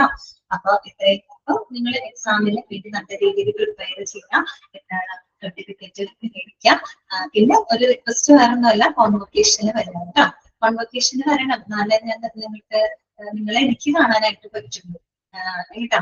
ആ സമയത്ത് നമുക്ക് നേരിട്ട് കാണാം. ക്ലാസ്സിൽ എല്ലാവരും വരാനായിട്ട് ശ്രദ്ധിക്കുന്നു കേട്ടോ. വളരെ കുറച്ച് കാലയളവ് മാത്രമേ ഞാൻ ഉണ്ടായിട്ടുള്ളൂ, എങ്കിലും എല്ലാവർക്കും എല്ലാ നന്മകളും ഞാൻ ഓക്കെ അല്ലേ. ബാംഗ്ലൂരാണ് ട്രൈ ചെയ്യുക. ഓക്കെ ലക്ഷ്മി, ഏതായാലും കുഴപ്പമില്ല കേട്ടോ, വരാൻ ശ്രമിക്കാം. വരാൻ ശ്രമിക്കണം, മാക്സിമം വരാൻ നോക്കണം കേട്ടോ. അങ്ങനെ ഞാൻ പറയുന്നുള്ളൂ. സമയത്ത് വരാൻ പറ്റിയില്ലെങ്കിൽ പിന്നെ പറഞ്ഞിട്ട് കാര്യമില്ല. എന്നെ സംബന്ധിച്ച് എനിക്ക് നിങ്ങളെ കാണാൻ ഒരു അവസരമാണ്, അതുകൊണ്ടാണ് ഞാനങ്ങനെ പറഞ്ഞത് കേട്ടോ. പിന്നെന്താണ് വിശേഷങ്ങൾ? വേറൊന്നും പറയാനില്ല. എനിക്ക് എല്ലാ നന്മകളും ഉണ്ടാവട്ടെ കേട്ടോ. Okay Anjana, thank you. പിന്നെ നിങ്ങൾക്ക് എല്ലാ നന്മകളും ഉണ്ടാകാനായിട്ട് ഞാൻ പ്രാർത്ഥിക്കാം. മിസ്സിന് അങ്ങനെ എന്താണ് പഠിപ്പിക്കുന്ന കുട്ടികൾക്ക് നല്ലത് വരണം എല്ലാ രീതിയിലും. കരിയർ മാത്രമായിട്ടല്ല പറഞ്ഞത്, നിങ്ങളുടെ ജീവിതത്തിലും കേട്ടോ. എല്ലാ നന്മകളും ഉണ്ടാകട്ടെ, എല്ലാ അനുഗ്രഹങ്ങളും ഉണ്ടാകട്ടെ കേട്ടോ. അത്രയുള്ളൂ. വീട്ടിൽ ഞാൻ ഇപ്പോഴും പ്രാർത്ഥിക്കാൻ, ഞാൻ എന്നെ പ്രാർത്ഥിക്കാറുണ്ട് കേട്ടോ. പഠിപ്പിക്കുന്ന കുട്ടികൾക്ക് നല്ലത് വരണം, അവർക്കൊരു ബുദ്ധിമുട്ട് വരരുത് അല്ലെ, അവർക്ക് നല്ലൊരു കരിയർ ഉണ്ടായി കാണണം എന്ന് ശരിക്കും ഒരുപാട് ആഗ്രഹിക്കുന്നുണ്ട്. അപ്പൊ അത് എവിടെയാണെങ്കിലും ഞാൻ പറഞ്ഞ ഇത് തന്നെ ആണെന്നില്ല കേട്ടോ, കരിയർ തന്നെ ആണെന്നില്ല, ചിലപ്പോൾ ഇതുവല്ലാത്ത ബന്ധപ്പെട്ട് കരിയറിലൊക്കെ നമ്മൾ എത്തിപ്പെടാം. ഓക്കെ, എന്താണെങ്കിലും എന്തായാലും അക്കാദമിക്ക് കുഴപ്പമില്ല, നല്ലത് വരട്ടെ. പ്രാർത്ഥിക്കാം, നിങ്ങൾക്ക് എല്ലാവരും അനുഗ്രഹങ്ങളും ഉണ്ടാകും. എനിക്ക് പറയാനില്ല. ഓക്കെ, എന്നിട്ട് കോൺവെർസേഷന് ഇന്നും ഓർക്കുക കേട്ടോ, മനസ്സിന് ഓർക്കുക. ശരി, അതിന്റെ ഫ്രീ ആണ് കേട്ടോ. ഓക്കെ.